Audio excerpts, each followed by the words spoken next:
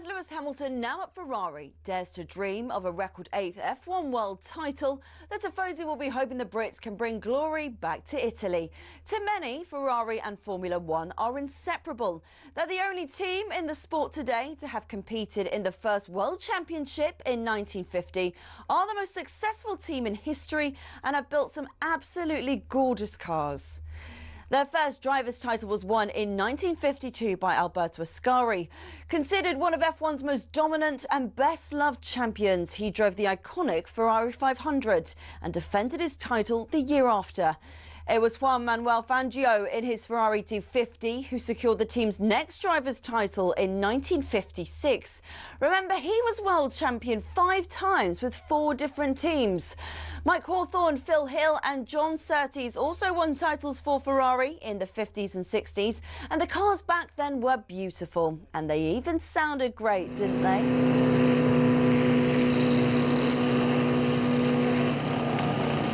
Anyway, Ferrari went 11 years without winning a title until Niki Lauda won in 1975 in the iconic 312T.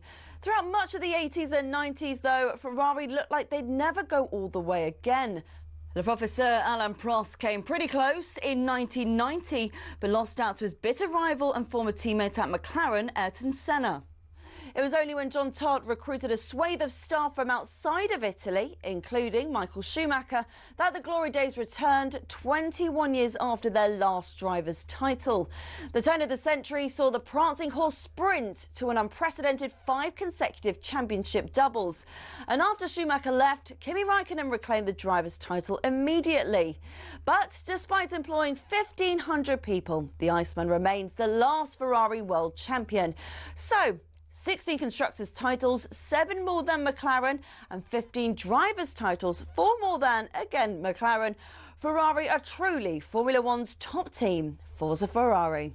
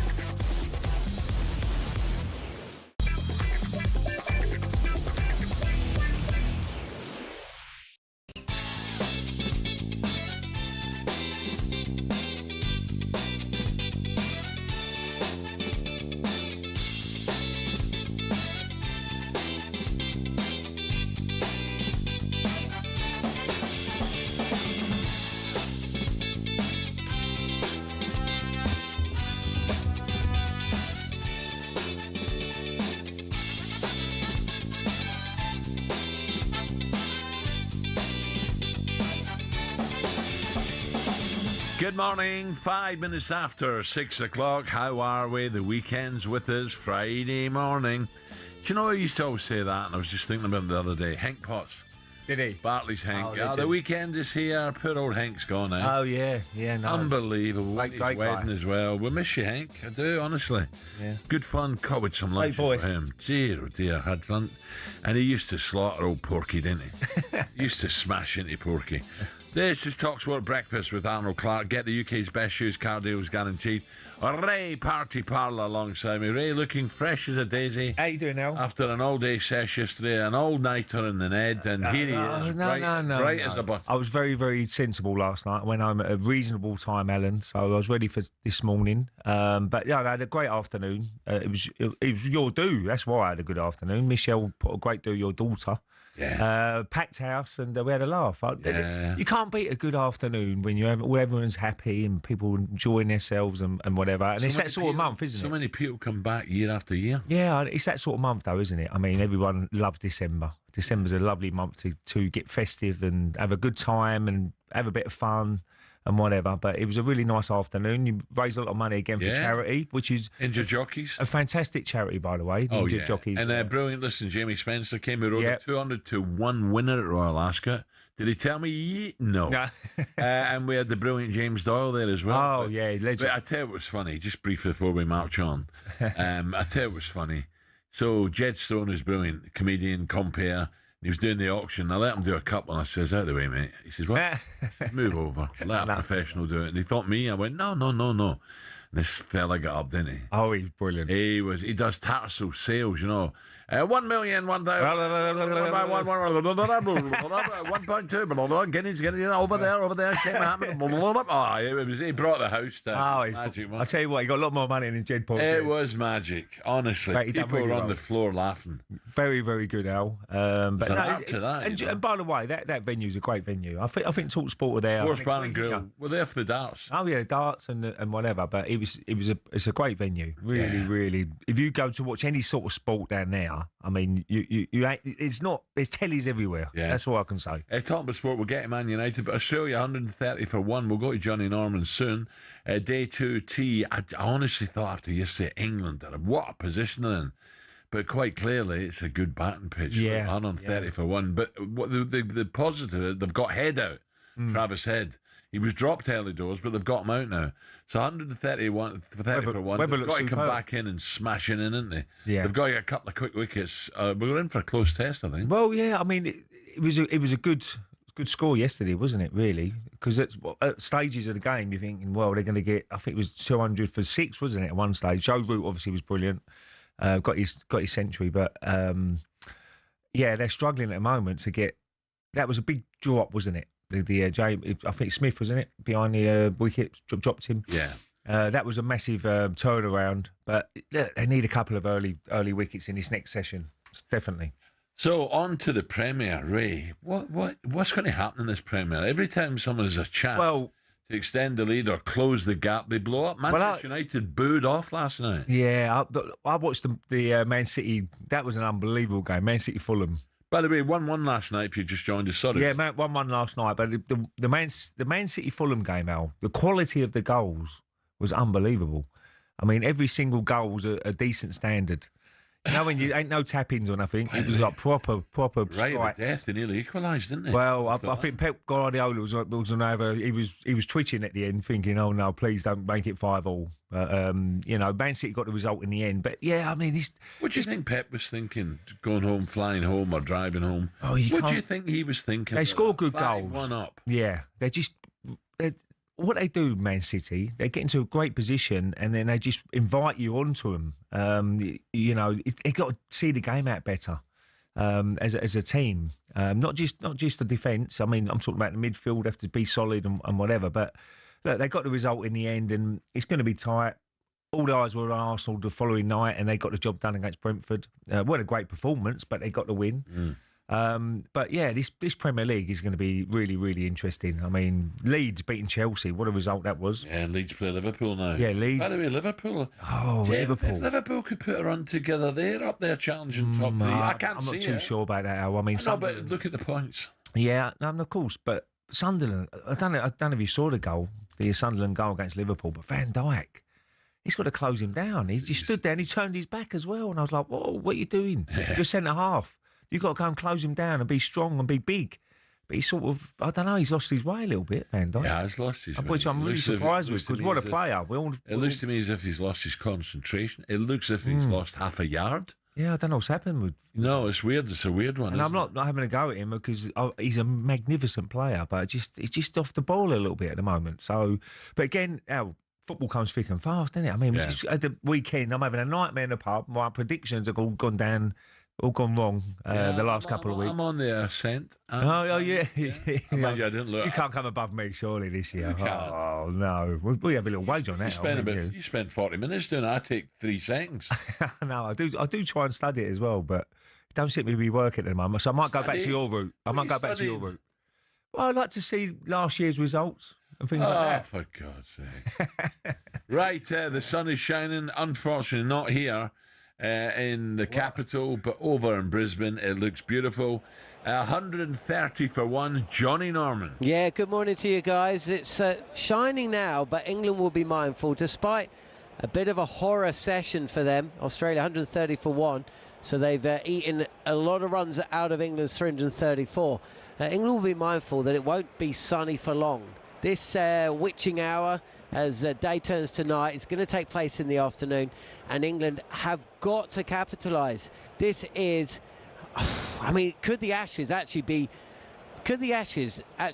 decided in the next 2 hours? Because if Australia get through to dinner without losing a wicket, or maybe losing one, eat out another 110, 120 out of England's lead, and look like they're in a position to take a first innings lead, and in doing that, make sure England don't bat until the afternoon session tomorrow. Well, boy, oh boy, England will be up against it. They're going to be looking to Archer. They'll probably hold him back in much the same way that Australia did. Yeah. Exactly. Like Australia did with Stark yesterday. They bowled Neser and Doggett after lunch.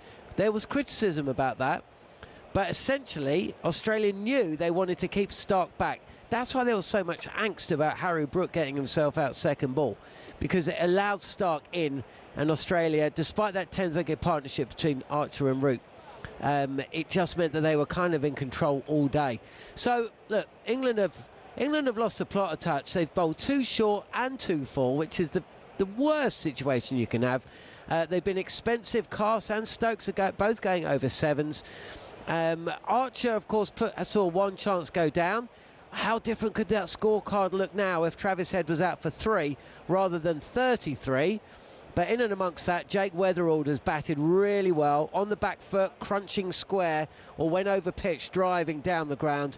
And even Marnus Labuschagne's going at nearly 100 strike rate. So, it's been a bit of a painful one for England. They'll hope they come out after the tea break and they can bowl better lines and lengths. It's the lengths as much as anything they need to correct if they're going to get their way back into this game. Nice one, Johnny. Thank you. So stay tuned this morning on Breakfast for everything you need to know about the Ashes.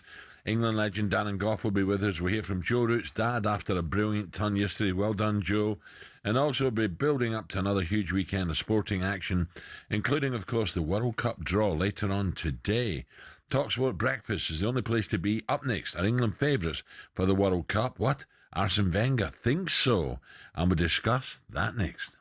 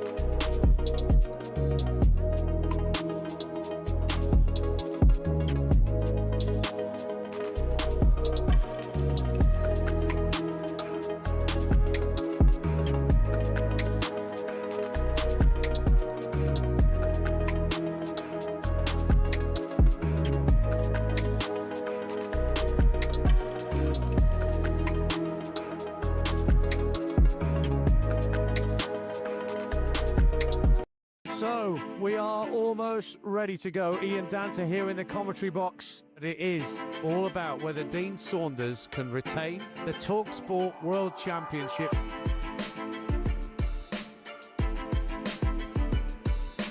To win the leg. She's got it! Gets it!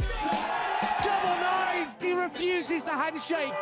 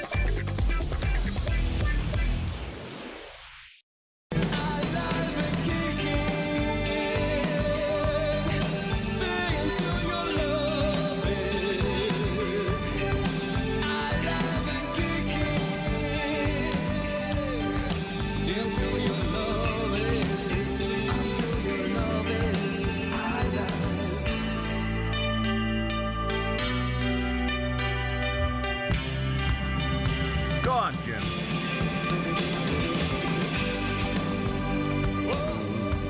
Yes, I'm still alive and kicking. Just so much of a new show. Wait here, this. Oh, God, I tell you, I get talked into some things. I'm joining Virgin Radio Legends. Oh, wow, you are good with music. I like the Rolling Stones, Fleetwood Mac, Queen as well, Rod, telling stories. I'm not going to give the stories away now, you numpties. Who wrote this? But it's brilliant. I really love doing it, by the way. So, No, you're good at music. no, really. So it's a Saturday night. You can listen via the talkSPORT app. Just swing along the type and head to Virgin Radio Legends, or you can ask your smart speaker to play Virgin Radio Legends 6 p.m. Saturday nights through to 10. Whoa, through to 10. Sorry, Jill, I've not. You're earning too much money. No, What I'm are you doing? enjoying You myself. need a bigger The twilight of my career. You need Ray. a bigger safe out, you do. I was going to say, will you be tuning in? Not a chance. I'll be in the carrier, so Yeah, unless I got it not on a chance. Let's take a look at today's back. So that's Virgin Radio Legends from 6 o'clock Saturday nights. Well, before you go out, all right. Let's have a look at today's back pages with Tesco Mobile for Business. Here comes Shaban. Backpage review on talkSPORT with Tesco Mobile for Business. Are you a small retailer? Get business phone bills for up to 40% less than the big mobile networks. For terms and verification, visit tescomobile.com/business. Good morning, Shaban. Morning, Very, Shaban. very good morning to you both. Al, this is great news. Congratulations. Do you know what? You reminisce when you play a few songs, you start thinking back. Glasgow. Yeah, but I beat you last night. 70s, eh? I beat you in the quiz last night. You guessed them all, didn't you? I did guess. I must admit, I did guess a lot of them. Oh no, this is excellent. And do you know what? Getting ready on a Saturday night for people, they put on the 70s, the 80s. Well, this is good. So Virgin Legends is right up your Strasza, sir. No, I'm looking forward to that. Congratulations. By the way, are you doing your sleepover next week? Sleepover? But you don't know about it, do you? What's the sleepover? For the foundation. Celtic Foundation. Oh yes, the campite And, one. Yeah, Yes. my pal, Big Gavin Kelly does it every year. Very good. And it's going to be freezing, by the way. Mm-hmm. And this is where Brother Wilfred, who formed Celtic, went after his time at Celtic to the church out here. It's up near Old Street, I think. Right. It's up there. Or somewhere. It's in the city. It's in the city. So it's a great cause. So It's these not are these charity campouts. Absolutely. And it's for, women struggling with, one kid, no money and stuff. Yeah. It's not just Celtic, it's loads of Lots of charities Brilliant, do it. No, brilliant. No, well said. Looking at your back pages this morning, a little bit on Manchester United and West Ham. We'll come to that in just a second, but let's just start with the love for Joe Root. My favourite is the Telegraph Sport pull out today. Not your average Joe. Root now England's greatest with long-awaited first century in Australia. Some great pictures of him just looking like, yep, it's done. I've done my job here. Did you ever doubt me is the headline on the back page of the Times today. And even Aussies must admit Joe's a true great now is the back page of the Daily Do you know Mail. what I liked about him? I was watching it, I said, come on, you got to get the 100 here. This is a great chance. But during he was smiling. You know, when he was like on 68 and 60 and 70, you could see he was enjoying it. It wasn't a case of, I've got to get this monkey off my back. Nah, it was none of that. Do you think there's a part of that, Ray, that he was playing with enjoyment, he'd taken the pressure off himself, it was going to happen, it happened, and if it didn't... Yeah, I think look, I don't think it would have bothered him if he never got 100 in Australia, but, you know, he went with the flow, really. If you can relax a little bit more, because sometimes if you think about it too much, then you're not going to get it. And it looked like he just went with emotions. He knows he's a good cricketer. He knows he's a good batsman.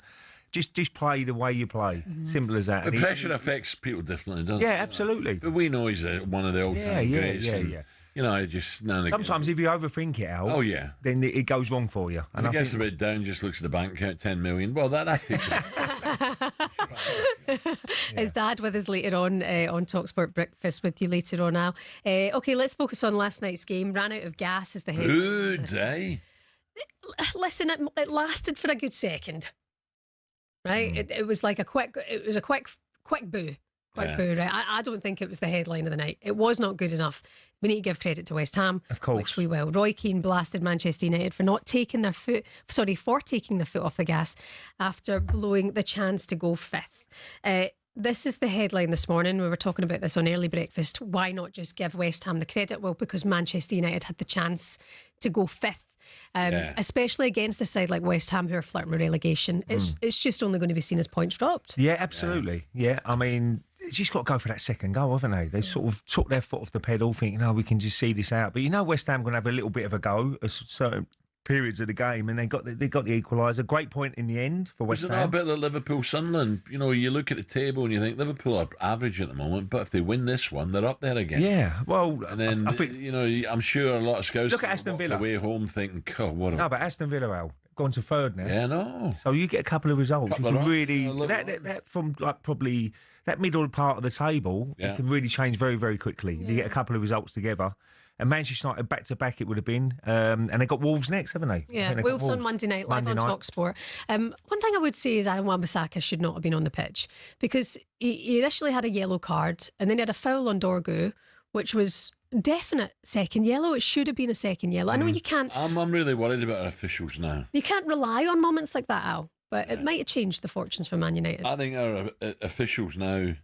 Whether the game's so quick now, I don't know. But you look at the slow build-ups, is it that quick? But some of the decisions they're making now, and then they're worried about VAR, making them look silly.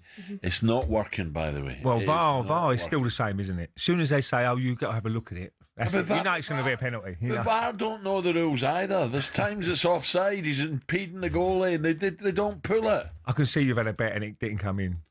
Oh, there is That's that. What happened. That's what happened. Damn you, VAR. Chelsea's goal. He said he was offside. He's offside. It was offside. He let him down for a load of money because he had Arsenal to win. For a treble. For a treble. That's why he's got up with it. Where's the bank? I mean, and this morning as well, Ruben Amorim obviously disappointed last night, but I was just looking at some of the things going around online. Some people saying they'd rather no Amorim at the club and Kobbie Mainoo being back in the team. He means just not having him, Ray. Is he the fact that he's an England international? Why is Kobbie not playing? Why is he not getting game time? Amorim, did he not put he made a couple of decisions, subs, and the crowd didn't. Shaban, as a Man United fan, what's a good season for Man United? Top four? Champions League. Yeah, so look, they're 2 points off Chelsea. That's what I think. They're still. I think it's all They've still got every chance, haven't they? I think it's all right. I don't think it's the end of the world. Like say Wolves on Monday, that's likeliness of 3 points, and if it's not a convincing performance, we've got a problem. Is it not a matter of time before Wolves pull off a shot because they've not played that bad? No. They've got to win sooner or later, surely. Yeah. Very quickly. Surely they've got to win soon. Very quickly, Wenger nod to 3 lines. Charlie Wyatt saying Arsene Wenger believes England have the quality to win the World Cup. Don't forget, World Cup drive, 4 o'clock today on talkSPORT, and then there's the after party at 7 with Andy and Benty out in the States with all of the reaction to the draw. Ray, you dreaming of? I tell you what, I think their squad is unbelievable. If everybody's fit, there's a long way to go in the Premier League this year. There might be a couple of injuries towards the end, who knows? But if they've got everybody fit, they've got to have a chance. They've got to be right up there. I agree with Arsene Wenger. They've got to be one of the favourites, Al. Do you agree? You need a bit of luck. Oh, without doubt. You need a bit of luck along the way as well. If England tick in the final stages, bang, they could win it. I think every position there pretty strong. You could argue the defence maybe, but the midfield, I mean, look at the options they've got. Yeah, Grealish is good form. Scored and that. Well, Declan's might not even go. Declan's flying. You've got Foden now, scoring a couple of great goals. It was on them at the time, wasn't it? Yeah, Foden. You've got Saka on the right. He'd always bang you a goal in. I'm really looking forward to Scotland. You've got Bellingham. You've got. We're going to have such a good time. I mean, they're talking about winning it, and rightly so. They're that good, and you know they should be looking to win it. But Expectations. We're going for the party if we can get out of the group. Yeah, but I hope we're not down in Tijuana or somewhere in Mexico. Oh no. Sweating her. No, not just sweat. One thing about it though, you'll have a good time. Oh, absolutely. That's it. Yeah. That's the most. By the way, I know we're all going out after that. Why are you all dolled up today? Because I'm going out. I'm going out. She always looks like that. She always dresses up, doesn't I always do. She's dressed up like flipping Oxford Street. I'll take that as a compliment, Alan. Thanks, Cockwan. Right, he's coming back later. Oh, Pinky, 6:28. Backpage review on talkSPORT with Tesco Mobile for Business. Are you a small retailer? Get business phone bills for up to 40% less than the big mobile networks. For terms and verification, visit tescomobile.com/business.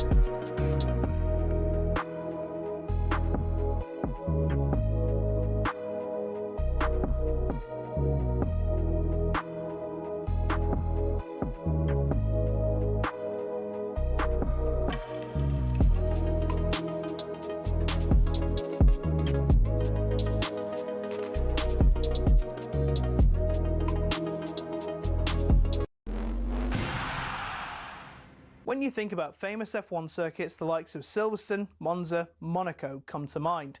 One of these is not like the others though. Monaco is just one of a number of street circuits on the calendar, and that number's only set to rise. There's a clear difference between a traditional circuit and a street circuit. One is a purpose-built facility on private land, the other is, as it sounds, a race through the streets of a major city. Monaco's the famous example, twisting and turning through the streets of the Principality with iconic backgrounds and, let's be honest, not a lot of overtaking. But from 2026, there'll be a record 10 street circuits on the calendar. It proves that cash remains king.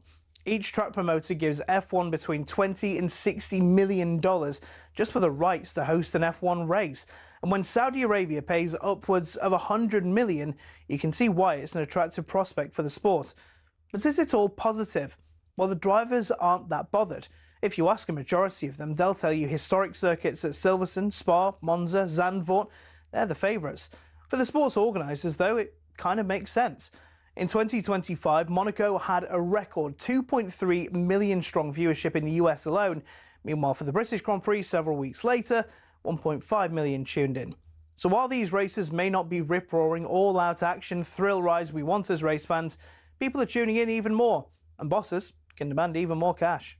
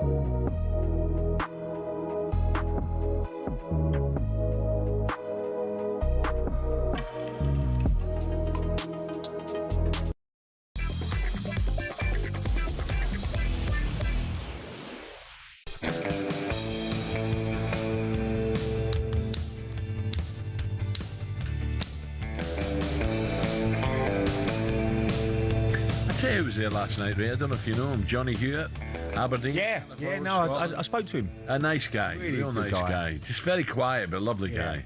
Was he in the Sir He was Alex with Terry, Ferguson era? Yeah, he sort of yeah, seems- absolutely. Yeah. Good team then, Willie weren't they? Miller, Stevie Brilliant team. Archibald, that. Oh, yeah. Yeah. We spoke to It's Stevie great to see yesterday as well. some of the ex-players. Yeah, back. he comes to loads of the chat he fantastic. does. Brilliant. talkSPORT Breakfast with the Arnold Clark app, written for your car, all in one place. Download today, and Ray and I have something very, very special for you. Sadly, it's not the Ashes this morning. Australia have reached 130 for 1 in the opening session. More on that later, because talkSPORT have teamed up with Pitch Experiences to bring you an all-out VIP experience at the PDC World Darts Championship at Ali Pali, and this is on the 23rd of December. Right, are you ready? Because Ray's going. He's going. Well, I've got to do a reading in a minute as well. Al. I'm just a little bit worried. Are you? Go on, hurry up. Right, you and 3 mates. What, you my producer now? You and 3 mates. Hold on. Could be living at large with platinum seats. Right. Fine dining, a complimentary bar, and exclusive access to 501 Lounge, the 501 Lounge with Russ the Voice Bray. Yes. Russ Haver. Legend. 501 Lounge with Russ the Voice Bray. All darts fans know who he is. Then it's straight to your prime table for the best view in the house and the darts drama as it all unfolds. Yes, and get ready for an unforgettable Ali Pali Christmas. I'm going on the 19th, but this is on the Dressing up? 23rd. Here's how to enter. For your chance to win, text starts to 83338. Are you dressing up? Come try to put you up. No. Text costs £2 plus your standard Use net. your finger. Go slower. Let me start again. For your chance to win, text starts to 83338. Text costs £2 plus your standard network rate, or call 0343 423 9760. Any thieves? Lines close 4 p.m. 18th of December. That's when you'll need to answer your phone if it rings. 18 plus and UK residents only. So your chance to win, text starts to 83338 now. This is a network promotion. Full T's and C's at talksport.com. What was that phone number again? No, the phone number. 0343 423 9760. Well done, Ray. Well done. Right, here we go. A bit of Fleetwood. Oh, What? back to my Virgin Legends here. Say it again, Al.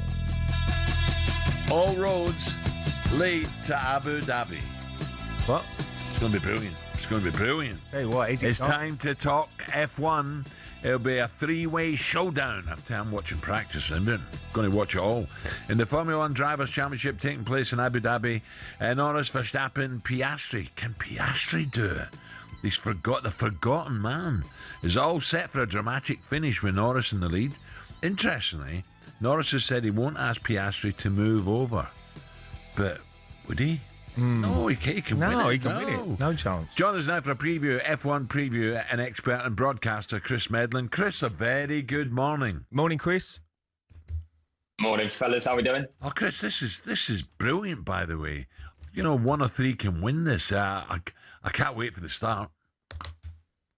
Yeah, I mean, you said practice in about 3 hours' time. I'll be up at the track for that, and it's probably the most eagerly anticipated practice session of the season, with everyone trying to see who's got what. But yeah, 3 drivers. It's in Lando Norris's hands. You know, he's got the lead. He's got a 12-point advantage over Max Verstappen. But Verstappen's come back by such a margin over the last 8-9 races. He was over 100 points back from Oscar Piastri. He's now 4 points clear of Piastri, who's 16 back. So yeah, any one of the 3 can get it. When it goes down to a showdown like this, you know, quite often it's not a simple Sunday afternoon that leads to the favourite winning it. There's normally some pretty big drama. Sorry, Ray. What about Max then? Again, it's all about pole position, isn't it? Does Max try and get in there first bend, or tell me about the track? Where will if Max is behind, where does he attack him? Yeah, so there's been times that Max has had the car to stick it on pole position, and that obviously really helped. But generally, the McLaren's been the quicker car. Yeah. It's just getting himself in the mix, getting himself in that top 3, so he's there to attack, as you say, at the start of a race. It's a very short run to turn 1 here, and last year he tried to attack Piastri when Max had already won the championship and McLaren were going for the team's championship, and he hit Oscar Piastri and spun him round. Both of them spun. So a little bit of history there for Verstappen and Piastri. But later, about halfway around the lap, we got a long straight into a big braking zone, into a chicane. You could do some overtaking there. So Verstappen's always punchy on the first lap anyway. So as long as he's near the front, in that top 3, you reckon you'll see him doing something on Sunday, yeah. Who do you fancy, Chris? Who are you going to go for? Norris? I'm going with Lando. I'll admit, up to now, I've been kind of hoping it would tighten up, so we get this situation where we've got 3 drivers in it for the final race. Now we've got that. I'm happy for the kind of leader to go and get it done. And Lando did have a retirement earlier this year when the car failed him. That cost him 18 points. And if he hadn't had that, he'd be champion already. So he's had an up and down season, but he's also not had the best of luck. And I think he's in a strong position anyway. He won here from pole last year. I think it's a track that really suits him. So I get the feeling he's going to get it done. Yeah. And do you know what, Chris? Tactics are vital here. You know, pit stops. They can't. McLaren cannot cock it up again. No, the last 2 races they've really messed it up. They got disqualified with both cars from the race in Las Vegas 2 races ago for technical infringement, so nothing to do with the drivers, but the way they set the car up before the race. And then they made a big strategic error last weekend in Qatar. It cost them the win and handed it to Max Verstappen, basically. That would have been an Oscar Piastri win. You said the forgotten man. He was the quickest guy all weekend. Should have won from pole position. So they need to keep it clean for both drivers, because if they don't, I tell you what, there'll be uproar between one section of fans who think the other driver's been favoured. And also, I'm right in saying there's a change at Red Bull, isn't there, for next year? Yeah, there is. So Verstappen's going to have a new teammate in Isaac Hadjar, who currently races for the junior Red Bull team, Racing Bulls. He's been really good this season. Yeah, he had a podium in that race in Zandvoort where Norris retired. That actually promoted Hadjar to the podium as a rookie. Really talented French driver. He's done a good job. Yuki Tsunoda, who's currently in the Red Bull, is going to be their reserve driver next season. So he's been in F1 for a while, but loses his seat for next year at least. But it also means Arvid Lindblad, young British-Swedish driver, steps up to Racing Bulls as a rookie next year. So another Brit on the grid as well. Chris, just how many Brits do you think will make this journey to Abu Dhabi? Obviously, they'll probably stay in Dubai and go up for the race. Are we talking thousands? Oh, yeah, definitely thousands. I mean, this place holds, I think, around 60,000. And I reckon you're going to be a good 15, 20,000 of those would be Brits that'll be out here. Obviously, you've got a lot of expats out here anyway. But yeah, there'll be a huge interest in it. The Dutch travel brilliantly as well. So Verstappen will have plenty of backing here. And to be fair, for the Aussies, it's the first time in a long time, 15 years, they've had a driver in championship contention. It was Mark Webber back in 2010 last time. He's a nice guy, by the way, Mark. Closer than some races could be. Yeah. He is. He's a great guy. And he's Oscar's manager. He works with him. So it'd be a bit of redemption for him if Oscar could win the title. But he's the rank outside. He needs stuff to go his way, but you never know. So, Chris, what time, UK time, does qualifying start? So qualifying, you're now asking. I was thinking of the race. Practice, the race is at 1 o'clock. Practice will be 9:30 today. Right, 9:30. Okay. Well, we can't watch that, but we will straight after. Chris, listen, enjoy. It's going to be a great weekend. Great weekend of sport. Yeah. Especially from Abu Dhabi. Thank you very much. Chris Medland there, F1 writer and broadcaster. You got to watch it. I know. I follow it. I like, when you're sitting. It's got more exciting. It's definitely more exciting than it used to be. But I don't. It's all on the track, isn't it? Who suits who? Like if it was in Monaco now, whoever's in pole wins usually, don't they? Yeah, but see this one with Max just behind What does he do? He's got to go for it, isn't he? He will. But what if he takes Lando out? Piastri's got the cigar out behind. That's if he is behind. That could happen, you know. Yeah. That's why it's going to be interesting. And it's brilliant for Formula One that they're going into the last race with it so tight. It's perfect. Yeah, perfect for three with a chance. Because I'd rather watch it now because there's something at stake. You know, and it's one turn could do someone, and so that's why it's so good for the sport that it's going into the last race with a chance to win it. Right, still to come at breakfast. Here we go. Superstar Breakfast preview on talkSPORT with Travis Perkins. Download the new improved app to easily manage your accounts and quotes. So, Manchester United fans around the country were taking your calls this morning. Poor once again versus 18th place West Ham. Well done, West Ham, by the way. You know, again, we've got to give them credit. Yeah. Are you two accepting? Are you accepting mediocrity or not? The chunk, Jamie O'Hara. He seems to think so. Go and win the game. He ain't doing it. You're killing yourself. He ain't doing it. He's not doing it. Arrogant. He's not doing it. He's so arrogant and stuck in his ways. He's not doing it. 03717 223344. Let's be hearing from you this morning. Later on, we're going to pose the same question to former United keeper Ben Foster. That was a look ahead. It's all thanks to the brilliant Travis Perkins. Superstar Breakfast preview on talkSPORT with Travis Perkins. Get free next day track delivery. Head to travisperkins.co.uk or download the app.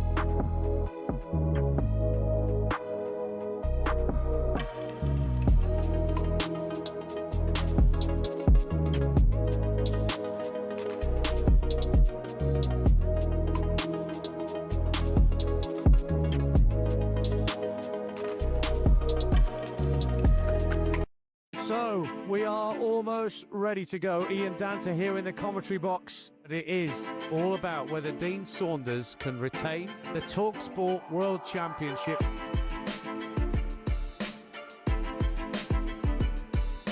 To win the leg. She's got it! Gets it! Double nine! He refuses the handshake.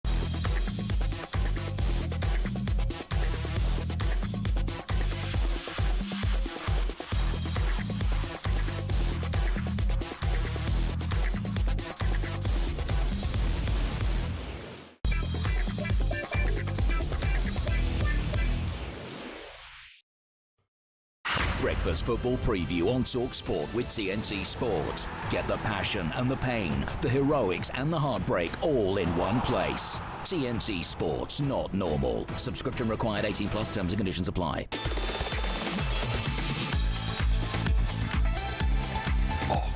You want that, Yeah. FA Cup weekend, yeah. No, I'm just going to talk about it now. Excited about that. It's the second round of the FA Cup this weekend. Some great stories knocking around. So let's preview it now with TNT. Slough Town are eyeing a place in the third round proper for the first time in their history, having beaten higher ranked opposition. National League outfit Altrincham 2-1 in the first round. They take on Macclesfield this weekend. Well, that, lo and behold, I was helping Graham Roberts out. He was the manager of Slough. The Rebels are known as, right? Yeah. He was the manager of Slough Town. Who did we play in there to get in this round? Macclesfield. Sammy McElroy was manager. Oh, yeah, Sammy McElroy. And we lost on penalties. It was, Our centre forward missed one, and then he wanted to rise. Wow. You know what he was told? But it's such a big prize, isn't it? Second round is you're nearly there, and then you're just hoping for a big draw in the third round. I mean, to the Emirates, to Tottenham Stadium, to Old Trafford, to Anfield, Stamford Bridge, all that you're just hoping that can be drawn out of the hat, and you'll have an opportunity to go there. And financially for the clubs, it's massive as well. Yeah. Huge. Ray, do you remember former Liverpool striker Fabio Barini? Well, he's now playing for Salford to take on Leyton Orient tonight. Other non-league teams involved include Boreham Wood. Where's the Moose? Boreham Wood take on Wealdstone, North London derby, innit? Yeah, it is, yeah. Sutton United and Ray's favourite, Weston-super-Mare. Oh, Weston. Yeah, when he got beat up down there in the Butlins. No. They'll be involved in this weekend. Tottenham boys got hold of them. They'll be involved this weekend looking to get through and get a Premier League team in the third round, which is massive. Yeah. That's on Monday evening. Get more Emirates FA Cup and Adobe Women's FA Cup now on the new home. TNT Sports subscription are required. Breakfast football preview on talkSPORT with TNT Sports. Get the passion and the pain, the heroics and the heartbreak all in one place. TNT Sports, not normal. Subscription required. 18 plus. Terms and conditions apply. Long shadows over in Brisbane, looking darkness will descend soon. The sun will go. It's a great shot when the sun goes beautiful. down there. Beautiful Brisbane. Johnny Norman, what's the latest, pal? Oh, you sounded like Mark Nicholas there. I think you've given up a career as a cricket commentator, Al. 133 for one. I said before the break that, England might mirror what Australia did yesterday and hold their strike bowlers back to that kind of period where day turns into night. They haven't done that. Jofra Archer and Gus Atkinson, they're two strike bowlers. The two that shared the new ball have both been thrown the ball at the start of a pivotal session, not just in the day, but in the match and possibly the series. England are behind the game now after a session which yielded 133 runs to Australia for the loss of just one wicket, that of Travis Head. Labuschagne and Weatherald at the crease, and it's England's time now. So they've got to strike in this session. They've got their two best bowlers with the ball in hand, and then we're going to hit that period, as I say, when the floodlights start to come on, and it's very difficult to bat in those conditions. England need to make some inroads here. 133 for one, Australia. Johnny, before you go, I know about Labuschagne, but what about Weatherald? I don't know him. How good is he? Well, he's new to Test cricket now. This is just his second match. Playing a miss there from the batter, Weatherald, left-hander. So he made his debut at Perth. He got a two-ball duck. Jofra Archer pinned him LBW in front of the stumps. Did better in second innings, got a few runs. But this has been really good.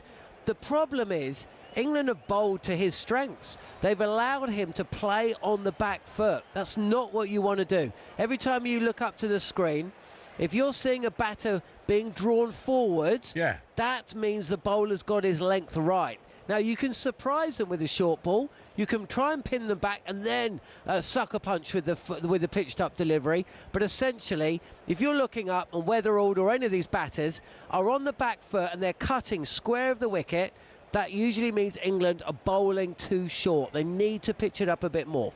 Next one, Johnny, thank you. So 133 for one Australia. Don't forget to tune into the following on show straight after play today on talkSPORT 2, the talkSPORT Cricket YouTube channel with John and Harmy, of course. Right, time now for this. Barbie's back.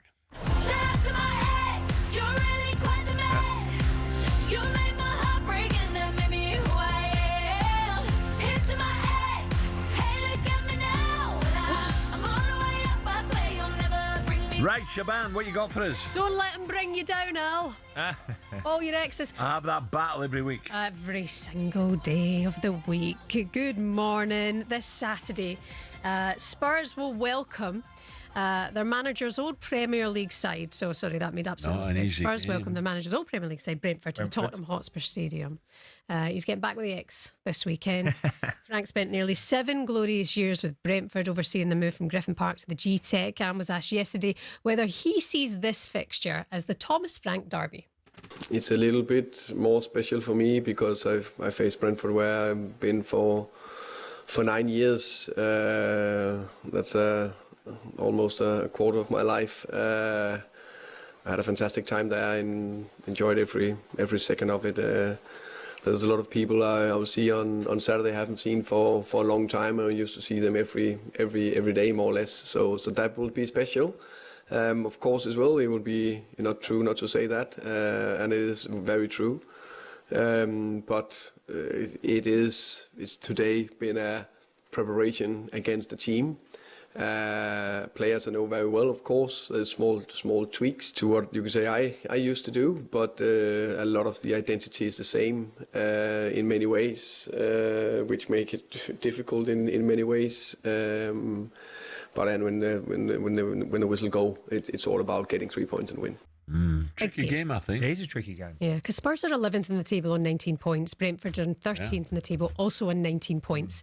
We know he's a good manager. Do you think what maybe Keith Andrews is doing at Brentford is almost kind of undermining? Well, the eyebrows are raised and question marks. When he got the job, yeah. He's settled in lovely, hasn't he? He's done really well. Yeah. He's done really well. Played some good stuff. Got good players. The recruitment's been excellent. They lost quite a few players, haven't they, during the They're summer? big players, yeah. Yeah, big players. They lost big players during the summer, but they've sort of replaced them with decent players. Thiago's been a great signing up front. So I think he's doing a really good job. That'd be a tricky game for Spurs. I mean, all the pressure is on Spurs. They've got a good draw against Newcastle, didn't they? Against in the end. But, they've got to start getting their home wins, haven't they, at Tottenham? That's the problem they had with the Tottenham Stadium. They don't seem to... It ain't a fortress yet. People enjoy going there and playing. That's got to make it a bit more of a fortress, Tottenham Stadium. Do you think, Al, that the job is maybe a bit too big for Thomas Frank? I don't know. It's amazing what a couple of results can do, Shaban. If they can sort their home form out and nick something away from home, which they seem to be more relaxed when they play away. Apart from I think teams. He could get into this no problem at all. I don't think he's fazed by it. Because there was some diabolical displays, and it didn't look as if it was getting to him. He didn't show it, not to me. It's hard, teams are going to the Tottenham Stadium. It's a fantastic stadium. They're really enjoying playing there. That's the problem you have. I think you've got to give him a couple of windows as well, isn't he? You've got to get his own players in, what sort of system he wants to play. Yeah. But, they've had quite a few injuries. I think up top they're probably struggling a little bit, haven't they? Solanke's been out for I don't know what's wrong with him. Kulusevski not being there, Madison. Yeah, they've got some big players out. One of the better players, Kulusevski. He's very good. He's a huge player for them. Madison's on his days a good player as well. Absolutely, yeah. So they've got some big players out at the moment, and probably it affects them a little bit with the squad they've got. 6 managers and 6 seasons for Spurs. Yeah, so you just got to stick with this guy. You've got to stick with him, definitely. Yeah. What do you think is a realistic ambition for Spurs then this season? Should they be going for Champions League football? Yeah. Well, absolutely. Got to, with everything about the football club, they've got to be pushing for that, and a cup run as well. Mm-hmm. Yeah, I think the cup run is quite important as well. It would be a shocker. If you can win a trophy, it's massive for any club. I mean, look at Crystal Palace winning the FA Cup and Newcastle winning that trophy. So Spurs have got to try and get a good cup run as well. They're 4 behind Palace in 5th. So it's not impossible. If they get a little... It's like any of you could say about 18. That's why it's such a They great put league 3 or now. 4 wins together. Books are right up there. Who do you think's more likely to get top 4, Man United or Spurs? shout, Barry. Yeah, good. I will probably go towards Manchester United more. Go on, Would Ray. you? Go on, Ray. I don't know. I just think United have chances and they keep blowing them. You're not convinced. No, I'm not. Oh, steady. Siobhan. Don't break the furniture. that shade Fine, everywhere. No, I think. I think it's a good question. I think they'll be very close to. They got 3 point. I've got a 3-point advantage, so I'm going to go Man United. Yeah. Concerns though. There would be massive concerns for Spurs this weekend if Brentford are to go to the Tottenham Hotspur Stadium and beat But them. they could. We know they could, don't we? Well, they gave Arsenal a game the other day. Raya made a brilliant save, didn't he, from the corner? Well, how Siobhan says it was the odd boo last night. Jimmy Jackson was there. We'll talk to Jamie next. Kevin Phillips, Sunderland. How well are they going? And we'll keep you right up to the date with the cricket. 137 Australia for 1. Siobhan, thank you. Thank you.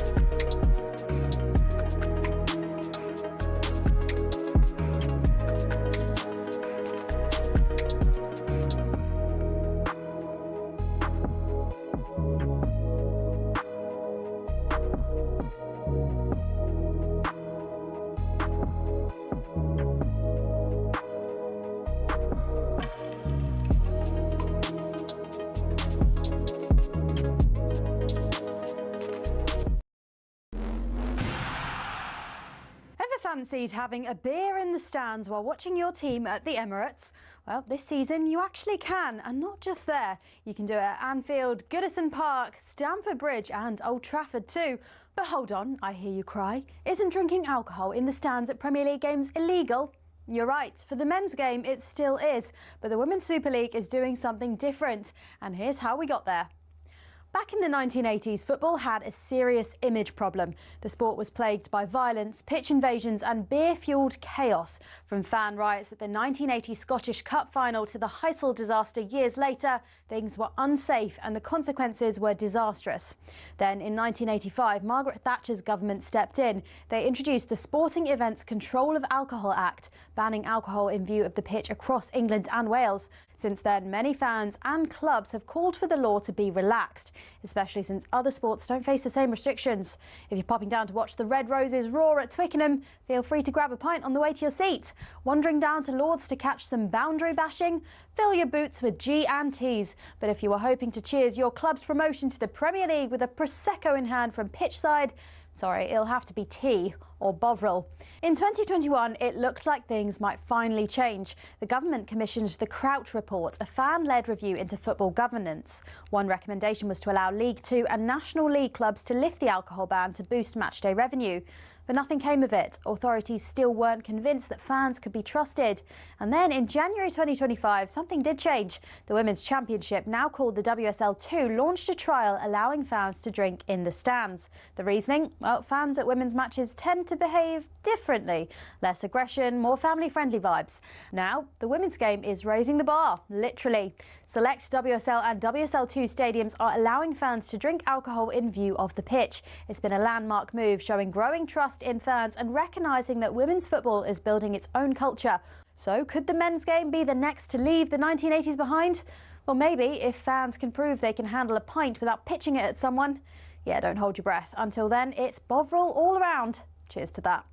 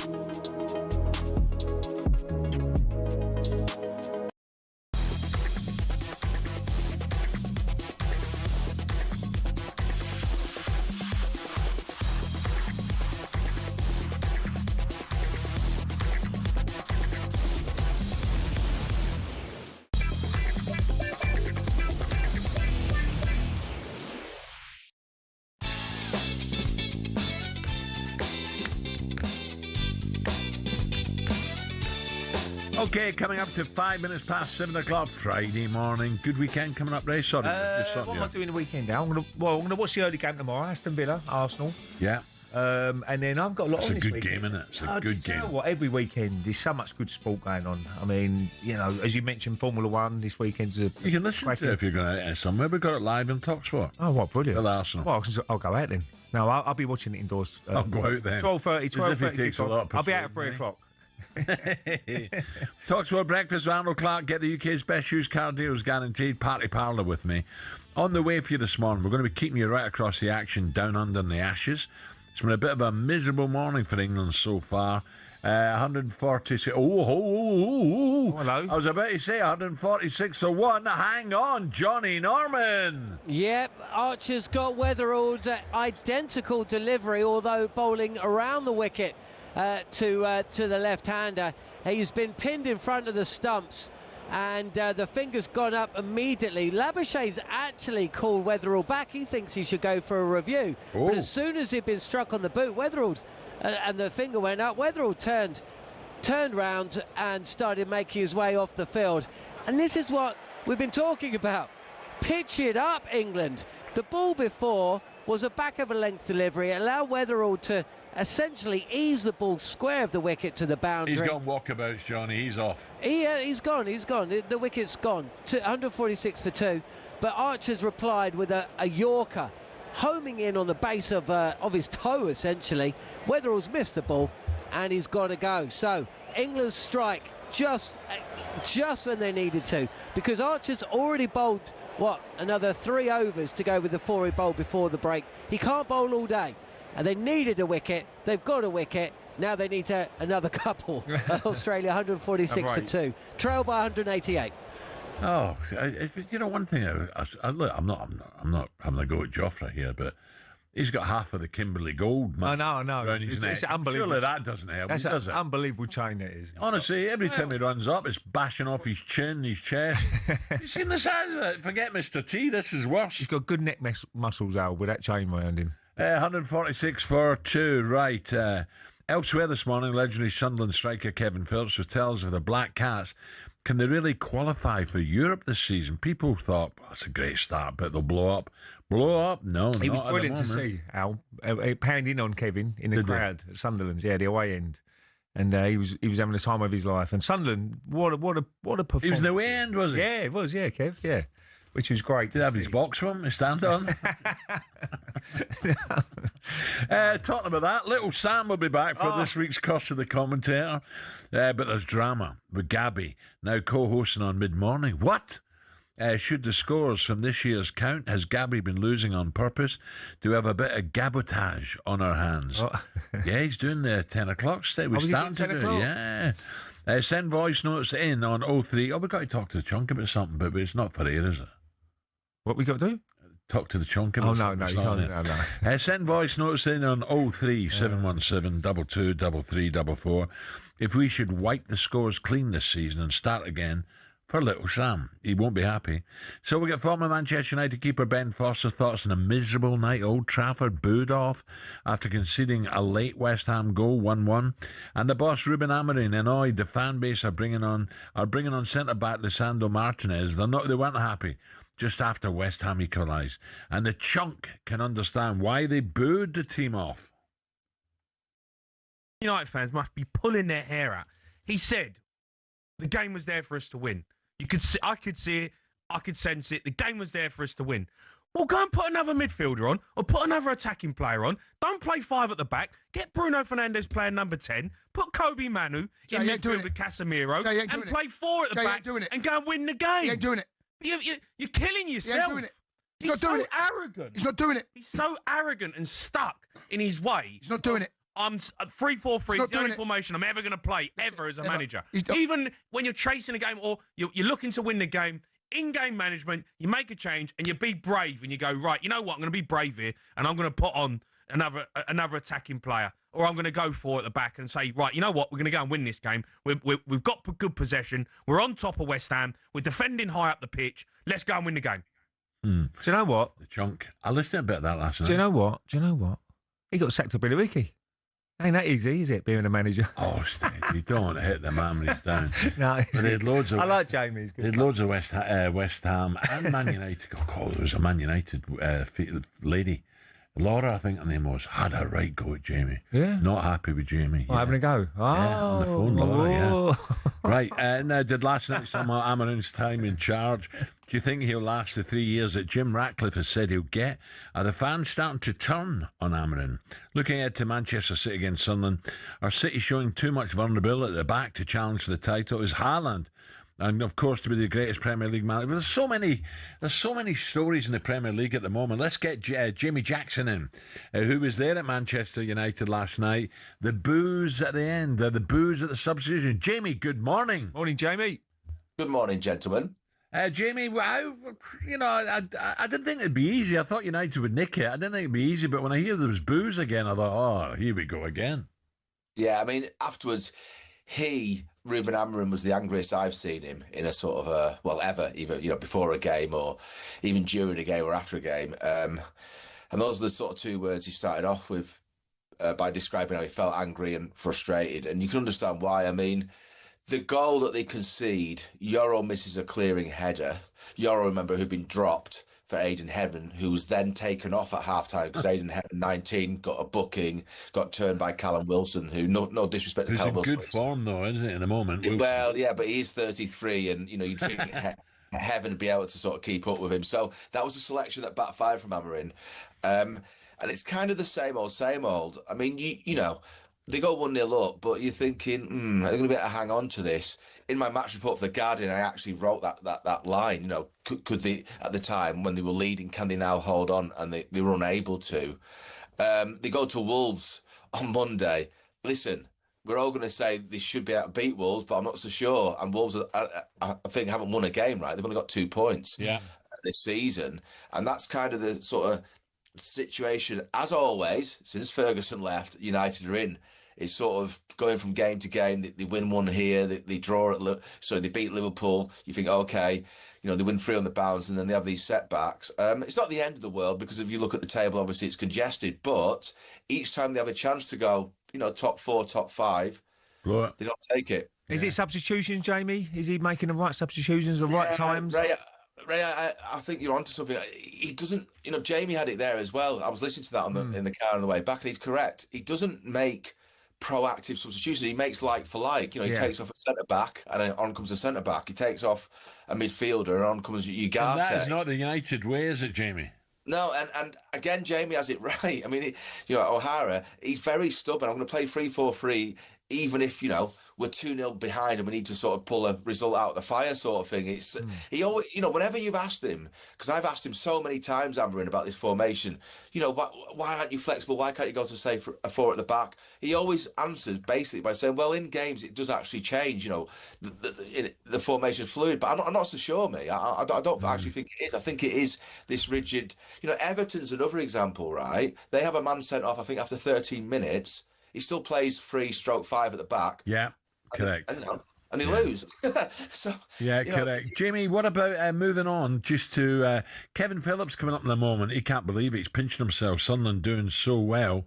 And City, for the life of me, I can't work City out. 5-1, cigars out. Pep's thinking, here we go, we're back. Oh, dear. Sunderland, this is not an easy game for City. No, you're right, and I think you mentioned it before. They're too easily got at, in defence, especially along the flanks. That's basically, teams have worked that out.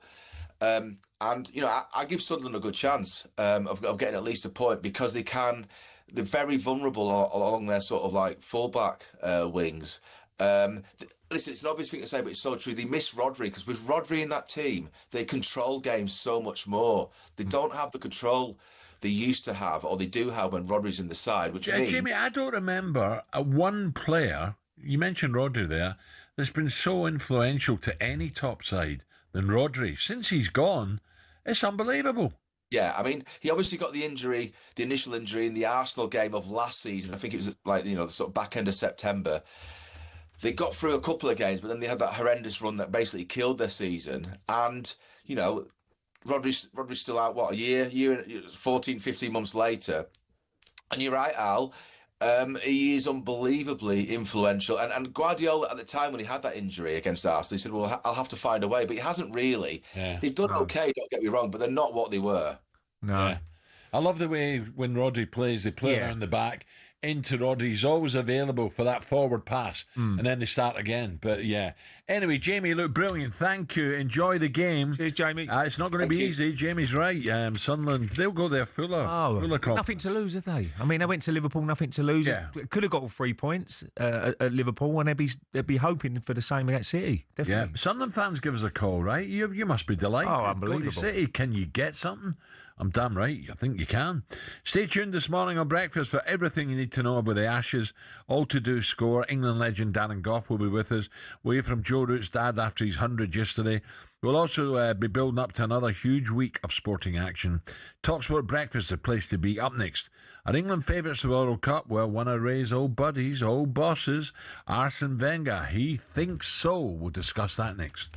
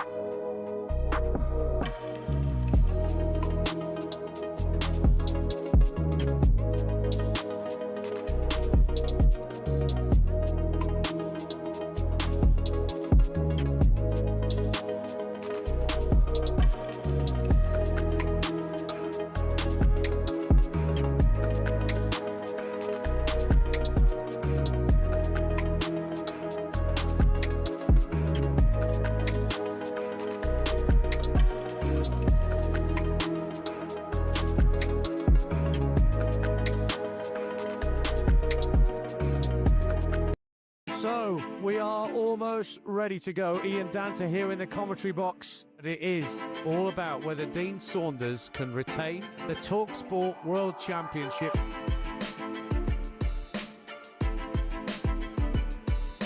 To win the leg. She's got it! Gets it! Double nine! He refuses the handshake.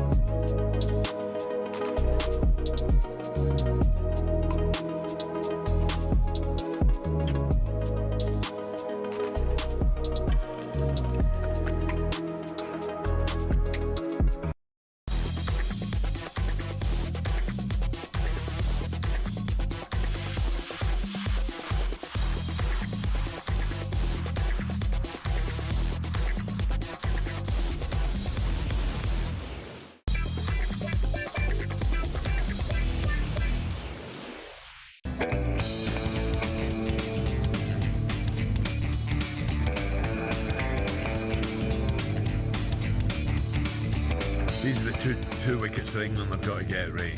Labuschagne and Smith, especially Smith. Yes. To get him, they can break this partnership up. They can. It's going to be close. Right, listen up, England fans. We want to hear this. You want to hear this. Not good in the cricket as Aussies are 1-5-4 for 2 ahead of the World Cup draw later today. I said, you won't want to hear this. You mean you want to hear it? What is wrong with it? Who is writing these? Sam, that's not you. No, ahead of the World Cup draw later, former Arsenal boss Arsene Wenger has been speaking. He has high hopes for Thomas Tuchel's England. It's a little bit more special for me. In my opinion, will be one of the favourites of the World Cup, and they're always nearly there to win it. They're semi-final, quarter-final, final, and they have to make the next step. They have the quality to do it. I still believe in Europe, personally, by trying to be as objective as possible, that France is a super favourite, just for one reason. They have, it's the country has more world-class strikers than any other country in the world. And by having 4 knockout stages, to have such a bench and such a quality on the bench will make a difference. Arsene Wenger, like, you've got the utmost respect. Oh, absolutely. You listen to Arsene. He knows his football. He watches so many games out. He was a manager when I was playing, he watched every single game. Europe. He knew everything about Europe. Players knew this, knew that. Who's going to make a difference if we bought him? And he was a brilliant manager. So I do agree with him, though. I do agree with him. One who's on his own, Billy Nomes. No. He was just football mad. No, he did. He was unbelievable. But it was a situation where he knew what he was doing. He looks at that England side and says, look, they've got on a minute. Ain't so much quality. Ain't that good. What? On that plane. On that plane, Harry. You know why you were yes. of the match? I stopped you drinking. It was the beer. No. But he was absolutely. He was a joy to work with. Al as a manager, always on your side. He was always trying to help you out as a player. He made you a better player. Yeah. He let you express yourself as much as you could, and I loved all the mind games with the managers as well. Sir Alex Ferguson was the best at it. You know, when they was having a little bit of and then Jose come into it. He fell out with Jose, and you had the Alan Pardew situation on the sidelines. He was a passionate man. He wanted to play. But one thing about Arsene Wenger, he weren't a very good player, Al. He used to play with us on a Friday, and no one wanted him on their team. He'd fall over. He'd fall over the ball. Where did he play? I think he played. Believe it or not, he's got a lot of German attributes. Believe it or not, I know he's a Frenchman. Strasbourg, right on the border. Yeah. So you can see he's got a little bit of German in him. How he works, how he operates. But you know, he is a Frenchman at heart, and he obviously wants to do the best for the country. But he was. I don't know what sort of club he played at. Was it Strasbourg he played for? I'm not too sure. Oh, did he? Actually? No, I don't know. But he Yeah, he kept slipping. He had to get bigger studs in because he kept slipping over. Yeah. Right, time to discuss some big news from the world of music. What? If you don't like it, Radio 4. Tube. Virgin Radio. Go! Always believe in your soul. On this night of the 1,000 stars. Whoa, baby, this place will put a smile on your face. Why do you whisper green grass? Stop by and say hello. Would I still see suspicion in your eyes? Here we go. Come on. Here we go now. There you go again. Yeah, McCoy's. I tell you what, over in New York. That's a close competition. You and Ali, who's the best singer. Oh, Ali's good. Oh, yeah, but you're decent as well. Well, you must depends, man. No, it's a close one, you two. Shabana's back. Well, you've got one up on McCoy's because you, my friend, have a new show on Virgin Radio. Virgin Radio. That's a bit of fun. It's not. I mean, it's good. It's good fun. How do you know? Sure. You've not heard that. I know everything. I have my spies. It's 6 o'clock tomorrow night, by the way. Al starts his new show on Virgin Radio. It's every weekend, every Saturday night. Some great songs. Don't you like Joel anymore or something? Hey, Chris, I'm loving your seat, Chris Evans. Chris is going to send you some tips a little bit later on. Don't worry about that. Not that you need them, but music's a bit different, I guess, to sport. So it's all about kind of Alan's memories of certain eras of music, 70s, 80s, legendary eras of music.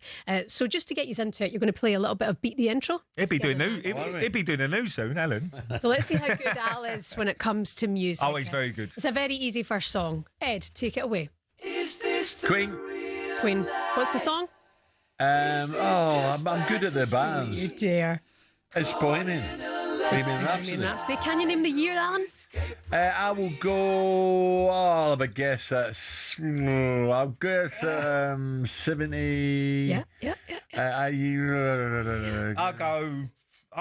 I'll go 76. I'll go 75. Ray Parlour. Oh, steals a point. 1975 was Bohemian Rhapsody. Can you remember when that song came out? Yeah. Where you were, what the hair was like? Alan, Glasgow. He saw him. Yeah, you saw him live. Yeah, well, that's part of the show. Yeah. Part of the show. He doesn't want to give it all the way. Doesn't want to give it all the way. Okay, song number 2. Go for it, Ed. Hotel California, Eagles. Fabulous. Can you name the year? Stop looking at my screen, Parlour. I don't. Would that be Ella than Queen? No. I think it's I'd be 79. No, I'll go 76. He's looking at my screen. He's right. It's you cheating. You're a little cheat. No, I'm not cheating. Clue for the third one. This could be Alan Brazil's theme song. Go I'm not going to look then. Hey, look. I can't see it now, can I? That's good. Oh. First I was afraid I was First I was afraid. Oh, what a song. ladies. It's a great song. I'm going to... She's on a roller skates, wasn't she? I'm not looking at the screen. I'm What was the year? 70, 80s. It is 70. Oh! All of Alan's memories of these years coming up on Saturday night. By the way, I really enjoyed doing it. I'm going to take your job while I'm getting these dates. Virgin's amazing. The best tunes and all of your memories. People are going to love this. 6 o'clock tomorrow This night. is Legends. Virgin Radio Legends, yes. Yeah. We've got a stab for you, and you need to practice now on air your intro to the show. This isn't Talk Sport. This is Virgin Radio, so you need to put on your best disc jockey voice. Well, go on and sling it over here. Ed, can we cue up Alan's Virgin Radio stab? Take it away, Ed. Do you want it jazzy or do you want Cue. Good evening, party people, and welcome along to your Saturday with me, Brazil. Get the rollers in, the shirt on for your big night on Virgin Legends. I put the BRA in Brazil. I'm here to support you through the night of the weekend, the best night. The weekend starts right here on Virgin Legends. Woo! Tomorrow night, 6 o'clock on Virgin Radio Legends. Enjoy. Yeah, if you're in with the flu. Well done, Al. Thank you. Right, a quick break. Here we go. 155 for 2. Australia, England, probing for another wicket. 28 minutes past 7. That was bra.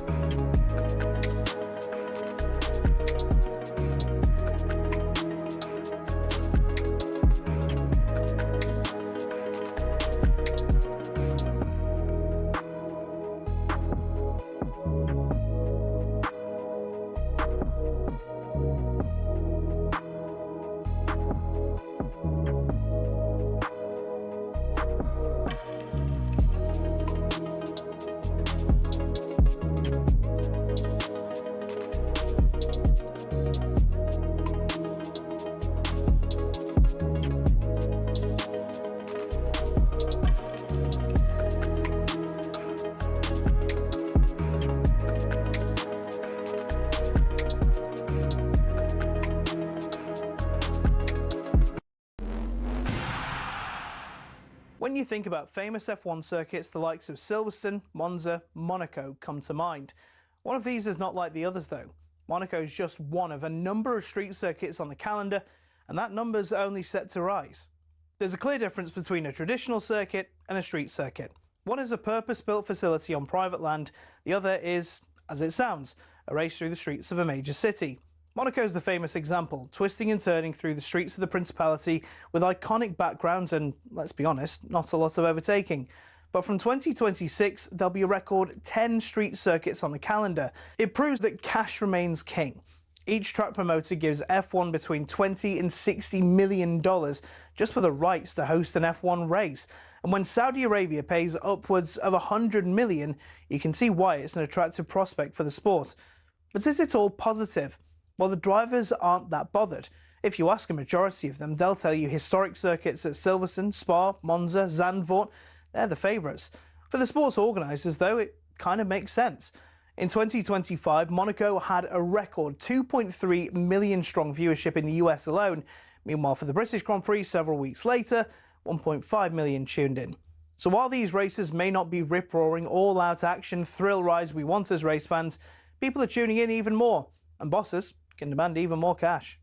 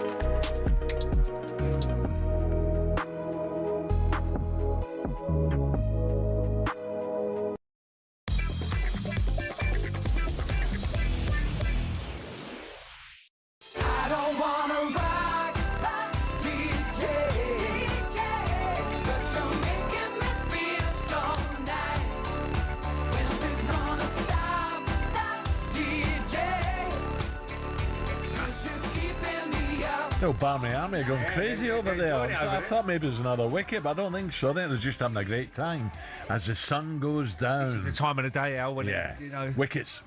Look at them getting stuck in. Right, 7:33, talkSPORT Breakfast with me, Brazil Ray Parlour, and the Arnold Clark app. Everything for your car all in one place. Download today. A bit of Robbie Williams for you this morning with Rock DJ. No, it's not about my new career. But it's not a new career. But not on Virgin Legends.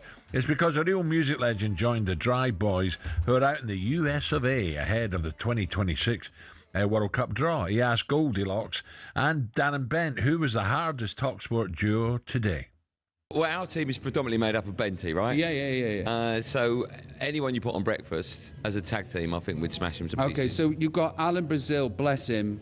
Current day, no. Back in the day, maybe. Yes. But you've got Alan Brazil, and who teams plus up with Alan Gabby. Brazil? Gabby Agbonlor. Yeah. Okay, so Even with Jeff? No, and Alan. Yeah. Hold on, so you're taking Alan? Oh, God, yeah. Yeah, of course you will. I'll just kick him out of I'll the take chair like Gabby. that. Do you know what? The pair of them couldn't fight sleep. Ray, you tie my right hand by my back, I'll tie your left and we'll do them both. Oh, definitely. And Robbie as well. What is this he on about? You know, Burslem boy. Yeah, any time, Robbie. How come they're all out in the United States and we're stuck here? You're here. How they're all in the States? God, Goldstein, get lost. Remember, from 7, Andy and Darren will bring you the World Cup after party with the best reaction, host a special guest and exclusive interviews live from the US of A. Thanks to Robbie as well. Right, let's get into more in the Premier League. Sunderland have been the surprise team of the season and find themselves 6th place after being promoted this season. They played well all season, and a good result versus City this weekend will beg the question, can they push for a European finish? Yes. Let's bring Sunderland's all-time Premier League goal scorer, the mighty Kevin Phillips. Kev, morning. Morning, Kev.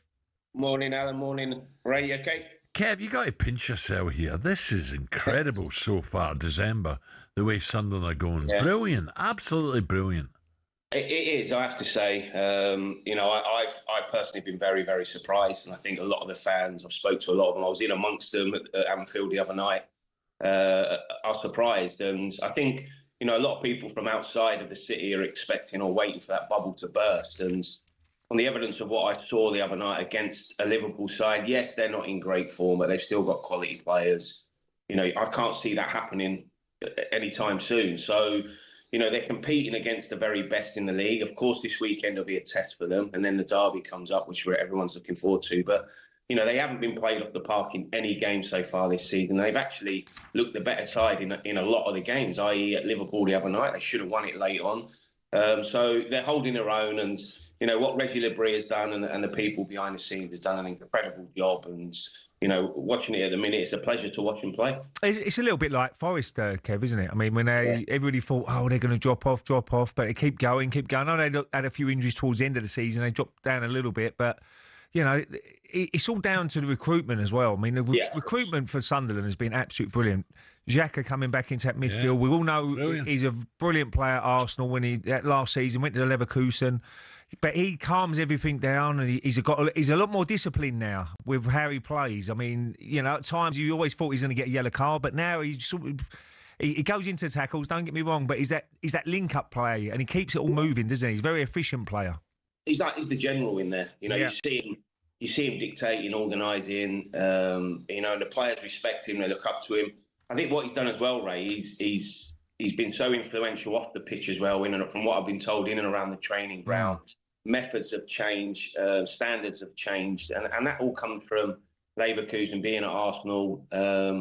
And you can see it. You can see it how they go about their business. And you say about there's him and Siddiqui, the two unbelievable midfielders for Sunderland season. They're only one yellow card away from a booking, and everyone was hoping that they got a booking the other night to miss the City, so they're okay for the Newcastle game. But the question is, being fed up here is, does Reggie Labrie rest them this weekend so that they're available for the Newcastle game? Which I think if you pull Xhaka in and Siddiqui said, do you want to miss Man City away? I think the pair of them would say no. So, Xhaka is, he doesn't really, like you say, go in for tackles. So I don't expect him to get, but he's been outstanding. And I thought the left back Ronaldo was a free transfer the other night. He kept Salah in his pocket in the second half. He was outstanding. So you know what it's like, Ray. You have to be successful. Players have to step up, and I have to say every player on that pitch has stepped up this season. So, Kev, Ray's normally Diamond Club or the Carlsberg box at the Emirates. What's it like to go with the real punters in behind the goal? It was great. Honestly, it was a great experience. I've spent I was there at 2:00 in the afternoon, you know, walking around Stanley Park, doing bits and bobs.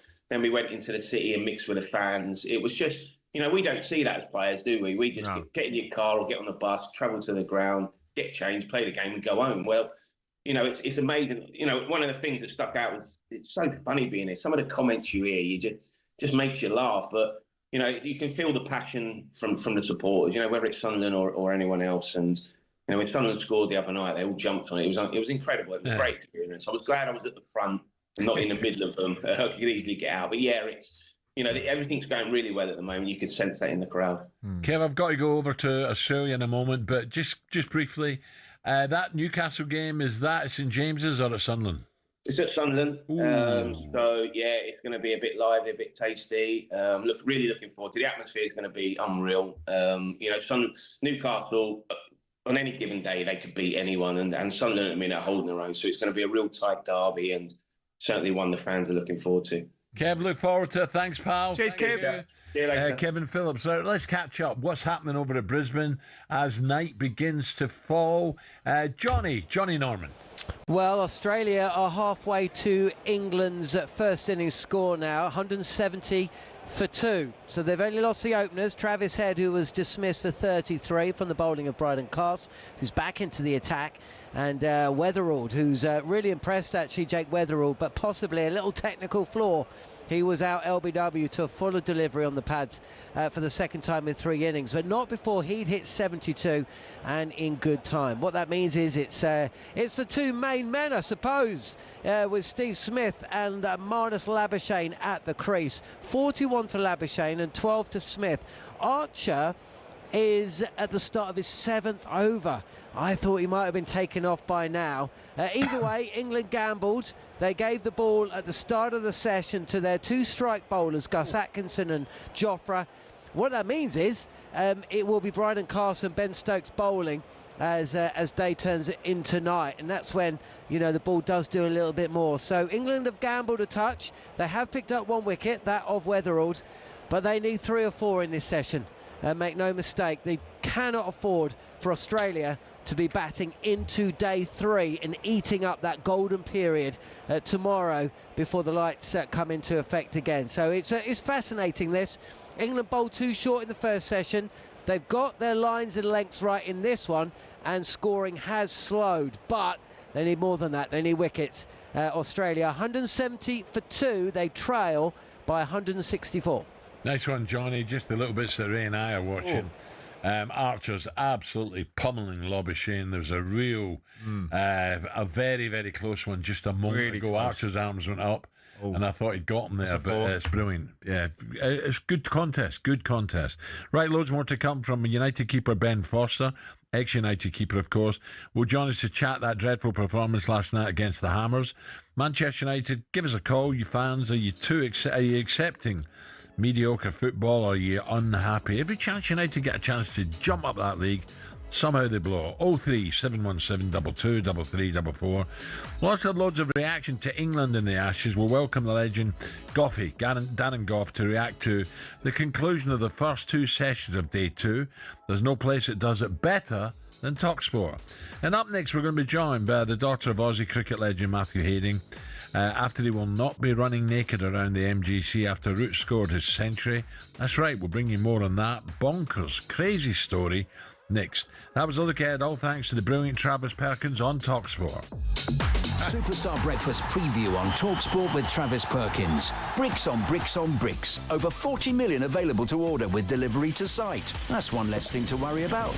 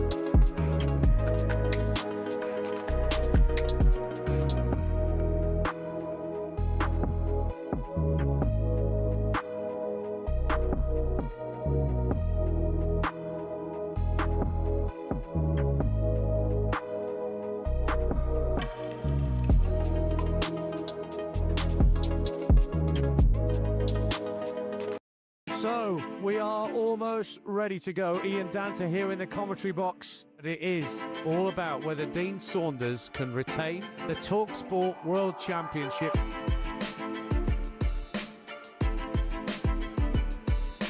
To win the leg. She's got it! Gets it!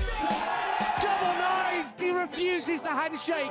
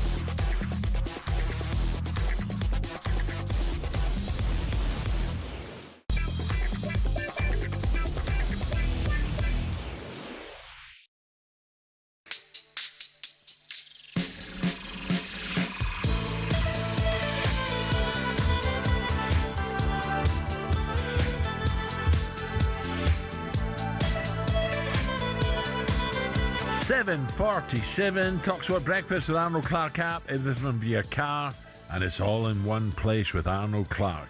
Download today. Ray Parlour with me. Now, talkSPORT have teamed up with Pitch Experience to bring you all out VIP experience at the PDC World Darts Championship at the Ali Pali, and it's December 23. Right, you and three mates could be living at large with platinum seats, fine dining, complimentary bar, exclusive access to the 501 lounge with Russ the Voice Bray. This is the 23rd of December. Then it's straight to your prime table for the best view in the house as the darts drama unfolds. Get ready for an unforgettable Ali Pali Christmas. Here's how to enter. For your chance to win, text DARTS to 83338. That's DARTS to 83338. Text costs £2 plus your standard network rate, or you can call us on this number 0343 423 9760. I'll give you again 0343 423 9760. Lines close 4 p.m. 18th of December. That's when you need to answer your phone if it rings. 18 plus and UK residents only. For your chance to win, text DARTS to 83338 now. This is a network promotion. Full T's and C's at talksport.com. What's the number again? I'm not giving it again. You've got an easier number than that. Done, mate. Right, what do we know this Friday morning? The weekend's upon us. England manager Tuchel says he may have his substitutes stay in the dressing room during matches at the World Cup next summer because of the risks posed by high temperatures. You can't do that, can you? Well, you got... yeah, I don't agree with that, really. I think it's nice to have a little... No, that's too much. I think it's nice to have a little kick around half-time with your sub, just to get you, warming up. And then make sure you get a hat on. You're part of it. Well, one of them Aussie hats, one of them big brimmed hats. So what are you going to do? You got to warm up a little bit before you go on. So you're going to run them down the touchline. No, I think you should go out. I think every sub should be on the... I think most clubs do it now, don't they, where the subs go out half-time. So the verdict is 9, Thomas. 9. No. Don't forget, the World Cup draw is live on talkSPORT with Adrian Dunham at 4 p.m. today. Don't miss it. I can't wait to see Scotland get. Lando Norris says he does not see a scenario where he would ask McLaren teammate Piastri to let him pass in order for him to win the Drivers' Championship. Of course, Lando just needs a podium to win the title. What's going to happen at that first bend? Go on, Max. And it's been Lando's. No, you can't say go on, Max. No, but I'm a Verstappen fan. He'll do anything. No, come on, Norris. Nah, he's a bit like Nigel Mansell to me. I love him. It's a miserable morning for England in the Ashes with the Aussies 179 for 2. Labuschagne has just gone to 50 runs. A memorable day yesterday for Joe Root, though. He scored his first ever 100, his first ever century in an away Ashes, and his dad Matt sent us a voice note at the end of play. Alan and Ray, good morning. Matt Root here. calling in from Australia. We've had a great day's play today. Looked a bit dodgy at one point. I think Joe went in at 5 for 2. Managed to get a few runs and post a score for the team. So if we can just kick on a little bit more tomorrow and extend that score to somewhere near 350, then who knows? Anyway, best regards to everyone back home, and fingers crossed for a first England Test win in Australia since 2010-11. All the best. Thank you, Matt. Joe Root's dad there. And Joe, I'll say it again, when he was around 70, he was smiling. He was totally at ease. So that stops a few of the detractors. Well done to Joe. I'm really pleased for him, honestly. I think absolutely. He's a top man. Right, here we go. So Joe Root scored his first century down under, which means the Aussie legendary opening batter, Matt Hayden, remember Matt, he was fantastic, won't be strolling around stark naked at the MGC after declaring that he would if Joe failed to score a ton in this series. A big that was a big shout, yeah. John is now probably in pure relief is Matt's daughter and cricket content creator, Grace Hayden. Grace, good day, Grace. How you doing, Grace? G'day, boys. How's it going? We are good, Grace, and I'll bet you were like, please, God, Joe, please don't get out. Hit this ton. Honestly, you don't understand the stress that I was under. I'm in Dubai at the moment working on the ILT 20, so I wasn't actually in Oz watching it live on screen. So I was on my Crick Info app refreshing, just watching the score. I was getting so many messages from friends going, he's on 98. He's on 98, Grace. Hopefully he can get to 100. And honestly, I've never wanted an Englishman to do well in an Ashes ever before. But you know what, Joe? I was praying, and thankfully he came through for us Haydens. We were sweating bullets. So, Grace, do you think Dad would have carried this out had Joe not got the ton? I mean, I think because there was so much hype around it, he kind of was going to have to. Like, he had to stick to his word. What, with a box on, or? Who knows with that guy, honestly. Mum and I were talking before, and we've had a word to him and said, Dad, you are never to promise running naked around anything ever again. No bets about being naked ever again, please, for all of our sakes. If I was Joe Root, I would have got 99 and said, "Oh, that's it." You know, it's worth taking 99 and. Imagine. Well, I think if you won the first test, maybe you might have done that just for spite. But no, it's pretty cool for him to get his first 100. And it was actually nice, you know, and Aussie in Dad was backing Root in. I mean, obviously has had a gun 2025, so he was set to score some runs. And I'm actually quite happy for him that his first 100 was here at home in Oz. And Grace, they're doing pretty well at the moment. I know you'll be watching it, and they're 182 for 2. They're in control at the moment. You know, as we expect. What can I say? Aussies, we're on fire. BU in Perth. Now, I think we're just going to clean slate it. Yeah. Grace, has Dad ever threatened to do this before? You know what? Never officially on air. So I think that's what's really shot him in the foot. Like when it's been mates, that's been Dad's like saying ever since we were young. Oh, I bet you this, and I'll run naked around the MCG. I'll run naked around the Gabba, and now it's just really got him because he said it on air in a Ashes year. So, yeah. I'm really glad that one hasn't come to fruition. I think we should get you around Portman Road. No. Grace, are you going to the Grand Prix at the weekend? I'm not, unfortunately. I have to work. I'm so jealous, though. It would be insane. Dubai is such an amazing city. I actually went camel riding in the desert the other day, and it was just beautiful. The sunset, stunning, the colours, such a nice cultural experience, but there's some awesome cricket going on. So I'm stuck at the ground, which is a good thing. Grace, great to talk. I think you've got a nice career in broadcasting ahead of you. You're very friendly, lovely smile. Thank you, Grace. Thanks, Grace. Thank you. Thanks for having me on, boys. Hopefully no naked from Dad ever again. No, I hope not. Grace there. Brilliant. I didn't realise, I wasn't aware of that story. Oh, no, I didn't know about it either. It's bright girl. Some people just say it for the, tongue-in-cheek. But he said it obviously in a big programme. So it's probably gone viral. And now, if he didn't get the 100 Al, you've got to do it, yeah. You've got to do Especially it. if England. You're forced to do it, really. If England lose this one, then they go to Adelaide. That would have been it. And then Sydney's like, oh my God. Nightmare. Back to, thank you, that was Grace Hayden there. Back to football. Don't forget the World Cup draw gets underway this afternoon. England, Scotland, and possibly the other home nations find out who they'll be playing next summer. Here's talkSPORT's Ben Jacobs with all you need to know.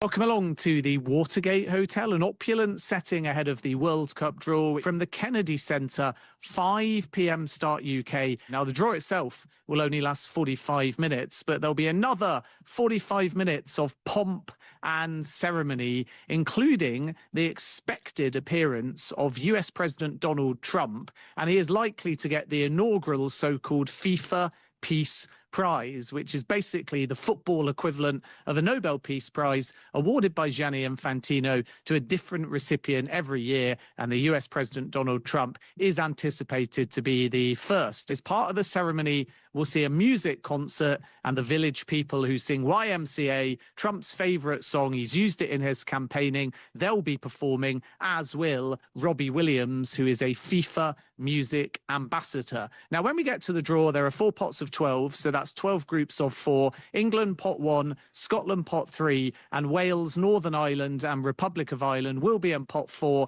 if they come through the UEFA qualifiers. They won't know their fate, of course, until March. Now, there can only be 2 UEFA entrants per group, so that's something to look out for.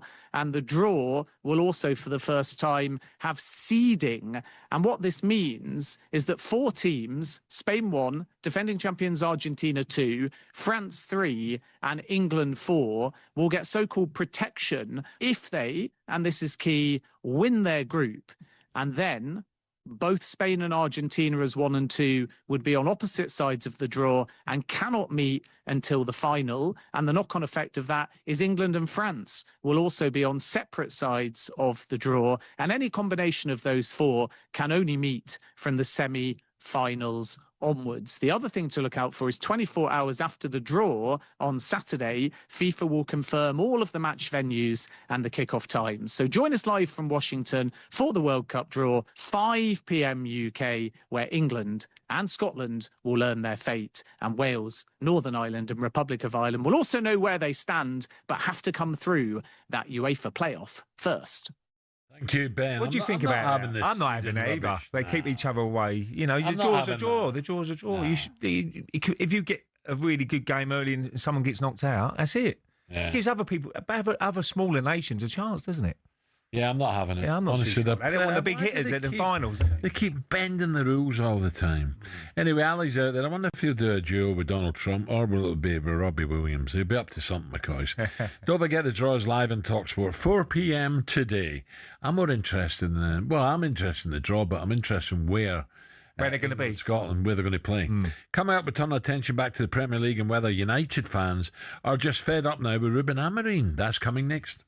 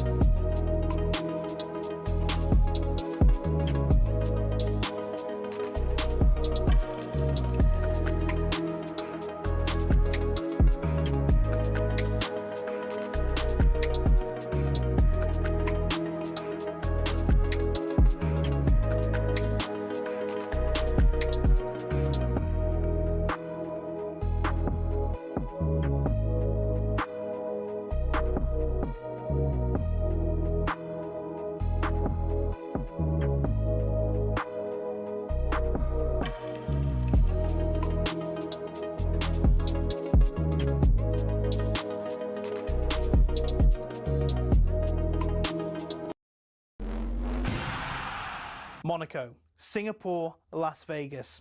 What do they all have in common? Well, they're all F1 street circuits. 20 years ago, the sports only visited 3 a year. From 2026, there'll be 10, despite the actual racing often being worse. So why? Why are there so many street circuits? Cars racing past the Casino Monte Carlo is one of the iconic images in all of sport. But in the last few years, it's been joined in the Street Circuit Club by the dazzling Grand Prix on the Las Vegas Strip, in Miami, Azerbaijan and others. And there's no sign of the trend slowing down. The streets of Madrid have also gotten involved, and there are conversations about Grand Prix in the capitals of Thailand and Rwanda. But fitting them in means we say goodbye to classic circuits like Hockenheim and Imola, angering fans who are still packing out the European tracks like Spa, the Hungaroring and Monza. And these generally produce more wheel-to-wheel action than street circuits too. At Silverstone in 2025, there were a total of 26 on-track overtakes. At Monaco, 4. I'm an F1 enthusiast. Even I struggle with that. But it appears to be a good step. In 2025, there was a record 2.3 million strong viewership for the Monaco Grand Prix in the US alone. Meanwhile, for the British Grand Prix several weeks later, 1.5 million tuned in. So why are we seeing this drive towards street circuits? Well, no prizes for guessing. Money. Formula One demands a fee of between $20 and $60 million for the rights to even hold an event. In total, including sponsorships, it's believed officials in Saudi Arabia pay almost $100 million for their race. The huge fees are possible because of the street track's city centre locations, as people staying at hotels at inflated prices and tourist sites brimming with visitors mean the cities rake the cash back in when the race comes to town. So it makes financial sense for Formula One and the cities, but will it cost the sport in the long run if F1 races are too boring? After all, nothing beats the roar of an F1 car as it flies through the forests of Europe, or mechanics watching a storm coming across the humid Asian countryside. Take that away and, well, you may as well just watch American IndyCar.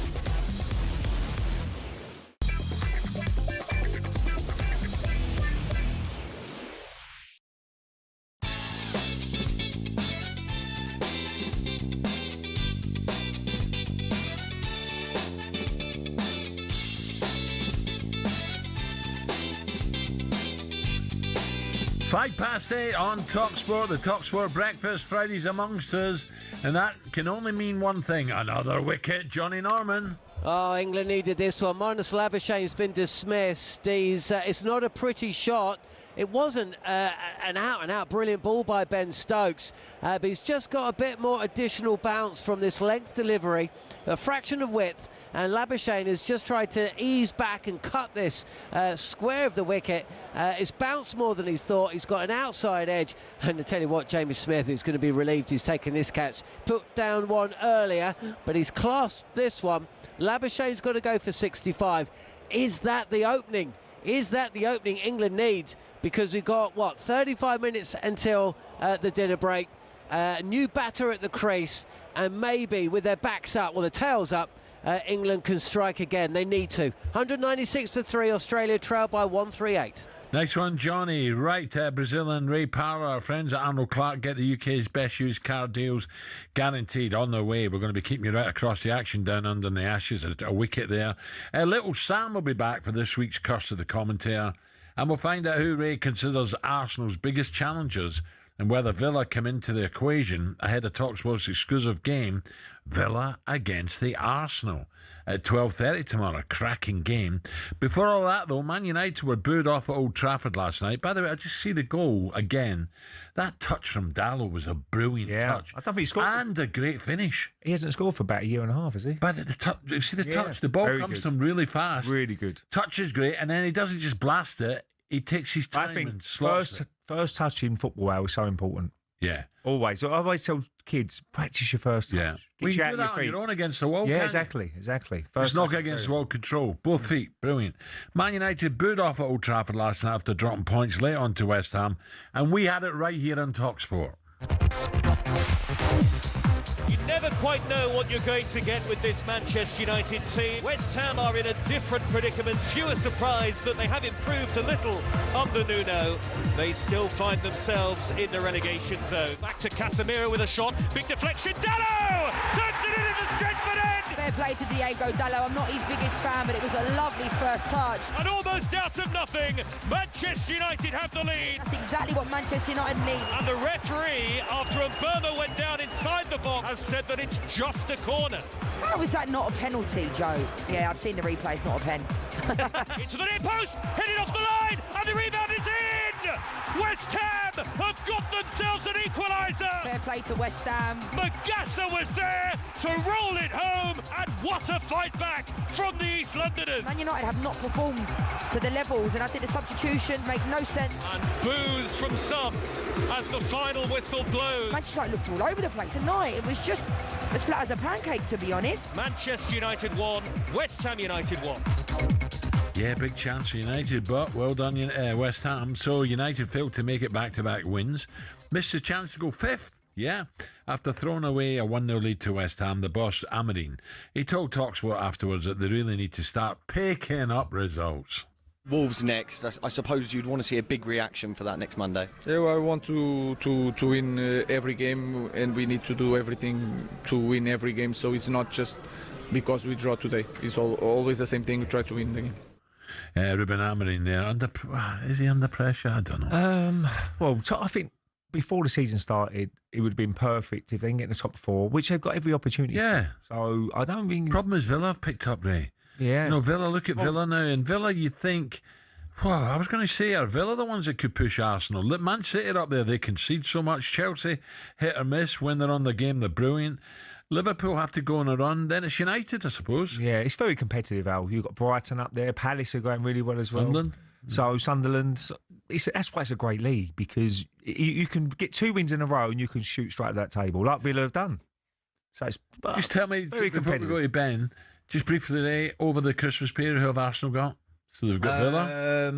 Good question, Al. I think they've got... All right, we'll come back to that, right? Yeah, I think they've got Wolves next at home. That's next Saturday week. Then they've got Brighton, I think, over Christmas period. Not home. easy. We'll have a little look over the Christmas period. Let's get thoughts on the man who lifted 2 trophies during his time up at Old Trafford. A morning, Ben Foster. Ben, good morning. How you doing, Ben? Morning, fellas. You all okay? Yeah, good, mate. Ben, it's a strange one, isn't it, with Man U? You know, suddenly you think, hello, here we go, a little run now, gets them right up there. They're not far away, but, 1-0 up West Ham, you'd think, I don't know, they'd go on and get a second goal and win that game. Yeah, you think so, especially as the way the game went as well. United was so dominant for the first hour or so. It was a miracle, really, that it was only 1-0 when it was. The amount of sort of blocks they had, shots they had, chances they had, where it just never quite dropped back to a Manchester United player. Funnily enough, the goal actually came about like that, wasn't it? A shot, great touch by Dallo and bang into the back of the net. But once that goal went in, though, I didn't like it. They just took their foot off the gas, and no, they need to get over that, because that's a little bit of a worry. That is, if you can be so dominant, you should be so far ahead, but then score the goal and take your foot off the gas. That's not a good sign. Ben, are they brave enough? Is Amorim brave enough to say, look, we're going to change the system now. We're 1-up. We're going to go for that second goal and kill the game off? Because they always seem to give people a chance to get back into the game, don't they? They drop deep, as you mentioned there. And you've got Roy Keane in the papers today saying that they took the foot off the gas, like you just said there. And, you've got to go for that second goal and kill teams off, haven't you? Yeah, I totally agree, Ray. I think Roy Keane said it perfectly, actually, after the game. He said, you either go for it and you go and kill the game off, or you're one of these teams who are very, very good at seeing the game out. And you can see the game out in many different ways as well. You can see the game out with possession, by dominating the ball, dominating your personality over the other team, or you can happily sit back and you can do that kind of low block and let them have the possession, but let them know also that when you do get the chance to win the ball back, you're going to counter-attack on them. And it gets in the mind of the opposition as well. But Man United are in this little bit of a flux position at the minute where they're not really sure what they're going to do, and it kind of up in the air when they go a goal up, which is, like I say, it's a bit of a worry, really. So Ben, just some of these substitutions. I mean, look, I'm not turning on them, absolutely not. But some of these subs which are getting, the crowd are getting really angry. So West Ham equalises, he brings on a centre half in Martinez. Rather than say, come on, we're going for all 3 points here. Is that that's not the United way. It's not what the fans expect. I think that's the problem. It's not the United way. United of years gone by. And to be fair, it's not Man United of what it used to be, is it really, anymore? But in years gone by, they're bringing on another attacker there. They're bringing on another attacking midfielder, somebody who's really going to get on the ball and start probing and asking more questions. I can understand it to an extent, because Martinez has got a bundle of energy and he's just going to get about and he's going to terrorise players. But it just sends the wrong message, I think, to not only the other Man United players and the fans, but the opposition. When you see them bringing on another defender, you think, oh, they're happy to shut up shop here, and that gives them the impetus to get on the front foot. Ben, what do you think, just finally, what do you make of the Premier so far? Look, we're not at Christmas yet, but Arsenal looking strong. City are up there, and yet they've got leaky defence. Villa are the informed side. Chelsea show touches are brilliant. Who do you fancy to win this?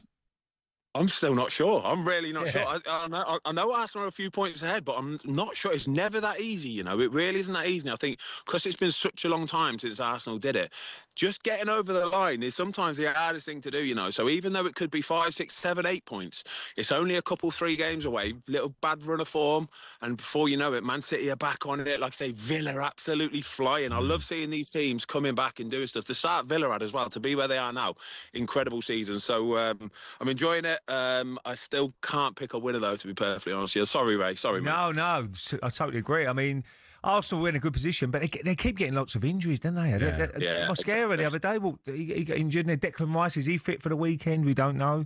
So that's the problem they have. They get a few injuries in key positions. I know they've got a big squad, but, it's going to be exciting. And even like teams like Sunderland, you must be delighted, Ben, to see teams that come up, really compete and do well. We had Kevin Phillips on earlier, and he just over the moon with how Sunderland have done in this opening section of the Premier League. So it's great to see teams come over and compete, and it gives everybody else a chance in that championship if they do come up. Ben, I was going to ask you what you did in the weekend, but obviously that hedge in your back garden there is going to take you all weekend.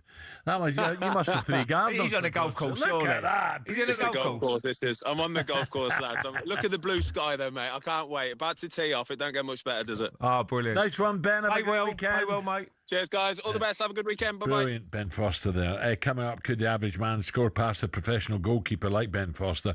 DJ Ed said, yeah, he'd put it top bins, no problem. he can put one away. Ed, you can put top bins with a ladder, you tube. Discuss that next.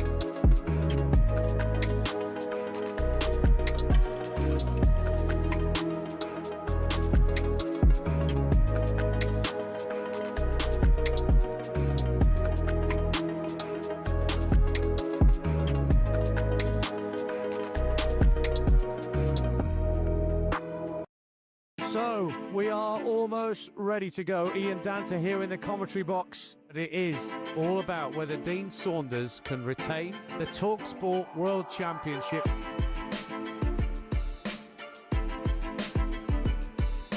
To win the leg. She's got it! Gets it! Double nine! He refuses the handshake.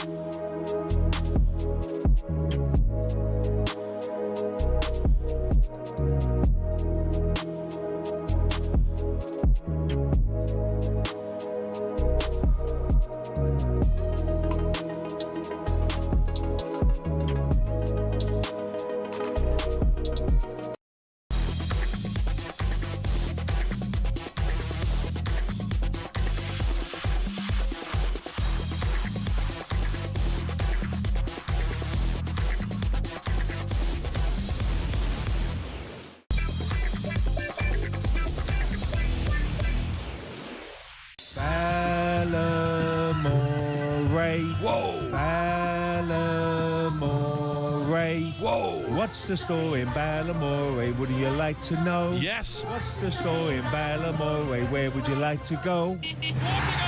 Ray Parlour! Story time, you know. Whoa! Ballamore. What am I doing here? Thanks for tuning in. What's the story in Ballamore? Would you like to know? Yes.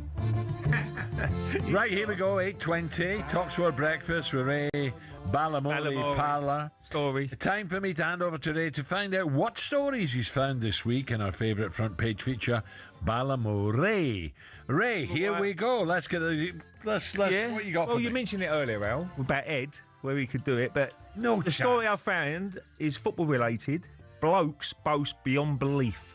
Millions of men believe they could score a winning goal against a Premier League goalkeeper. A whopping 50% said they were so confident about their amateur football skills, and they have no trouble beating a goal scorer at the top level. Now, what do you reckon about that? No, because it's getting in the position. Would Billy the Cab? Would Billy the Cab better? No chance. Billy the Cab reckons he was a player when he was young. Well, no, Billy the Cab. His brother was a good player. Billy the Cab, Martin Houston, his brother Martin Houston played for Bournemouth. Of course they did. And what do you think about that? Billy, no. Well, no, all you got to do is hit the side netting, though. Hey? If you played in a good amateur and you had your chance in front of goal, do you agree with 50%? It depends on what sort of standard. If you're on your own and the ball comes in, yes, someone could. You know, there's no doubt about it. Crikey, I've seen the Moose score a penalty. I've seen Parry score a penalty. Moose, has he scored? I've seen Alvin hit the post, miss one up at Old Trafford. Yeah, but I'm talking about penalties. Yeah, you could. Oh, penalties. Sorry, You could, if you're a decent player. Of course, you could. Yeah. Yes, of course. I can you see what. You I could think pull a few from the. You're talking about penalties, yeah? Penalties. Yeah, I would agree with that probably. Yeah, but don't forget. If you're behind you're behind the goals like the Stretford end. Oh, with the crowd. Oh, yeah. The nerves. Yeah. That's a different story. That does make it, and the goalkeeper's moving about, and there's all sorts of factors here. But yes, the answer is yes, they could. Well, it don't stop there, Al. Both for blokes don't stop here. 36% say they could land a plane. Does it for you, did it? Sort of. I think. Look, do you know who's got more chance of doing that? The kids now play all these games. You know these drones they use in warfare now. A lot of kids, a lot of the armed forces are learning off kids how to work these things. So something that you and I are too old for. This is another thing. I don't agree with this one. I'm not having this at all. I wouldn't want to try it. 16% think they can complete a marathon with no training. No. Walk it like the Moose. The Moose took about 3 days, didn't he? You never be able to get round a marathon if you ain't done no training. Jogging, not training. jogging, No chance whatsoever. Well, I told you I'd done the half marathon with no training because I thought it was football fit. I couldn't walk for 3 days. Yeah. And 2 in 10 fellas think they could drive a Formula One car. No chance. Without crashing. I don't reckon they could get it off the grid. They tell me to get it off the grid at the start is really difficult. Stall it, wouldn't they? Yeah, really difficult. So have you ever boasted? Have you ever boasted you can do something like yeah, in jest. Like 5 days at Cheltenham? Well, I've done 5 days of travel. You did last year. You was on your best behaviour last year. Oh, mind you, say I did leave at 4 though, most afternoons. And do you reckon you could land a plane? I think you're intelligent enough to land a plane. Given a bit of just give you a little bit of help. Yes. If you give me a little 2-seater, no problem. Better Formula 1 car. Could you get in it? No. That's the big question. Well, no, I'd probably get in it. I probably couldn't get out of it. You couldn't get your crash helmet Well, on. you couldn't get in it with all the rubbish you have in your car About with the cups time- and crisps and... About the time you couldn't get your crash helmet on. Where was that? That was funny. In Paris. That was funny. That was funny. By the way, I really... And he was whacking your head as well, wasn't he? Trying to get... Oh, Jean-Pierre, give that... yeah, but I tell you what, that was fantastic. That was zooming through the streets of Paris. Do you it was know a what? big bike as well. I've done it a few times. If you want to get somewhere very, very quickly through town, you know what it's like. Get one of them motorbikes out. They jump on there. They'll have a little chat with you as you're driving along. That is the way to travel if you're in a rush. Okie dokie. Right, let's get the latest sporting odds with Coral, and here comes Steve-O. The Coral Daily Download on talkSPORT with Coral. We're here to bring the cheer for the cricket down under. 18+gambleaware.org. Dave Stevens joins us. Steve-O, morning. 209 for 3 of the Aussies. Gentlemen, a very, very good morning. Yeah, let's start with this second test, which Australia are now 4-11 to win. England are 3-1. But it's all about how many might Australia rack up in this first innings. We've set the bar at 430. I think they'll get 430 or more, 5-6, 429 or fewer, 5-6 as well. That would give Australia, obviously, a healthy first innings lead. And it could be a stark Sunday then, if that's the case. These day-nighters, look, we went into it, Ray, knowing that Australia's record in these day-nighters under the lights. The Gabba to us, such a tough place to go. And yeah, it feels like it's going to be a long, long night for Australia down there. But as I say, 3-1 England to win this and level up this series, which otherwise we're heading towards 2-0 and the dreaded whitewash. Yeah. Hey, Steve, I don't know if you heard the show earlier. Ray and I had a big, for the Injured Jockeys Fund, a big charity raiser yesterday. And Jamie Spencer and James Doyle came. And they were good as gold. Of course, Jamie riding that 200-1 winner at Royal Ascot. And they were doing the auction, and a guy called Jed Stone was doing the auction. He said, Jed, let this guy have a go. And he looked at him, what? I'm doing it. He says, no, let this guy have a go. And he was only the fella from Tattersalls. He was magnificent. He was brilliant. He had the crowd on their knees. He was magnificent, Steve-O. Yeah, the auctioneers, the really top auctioneers, speak about 300 words to the second.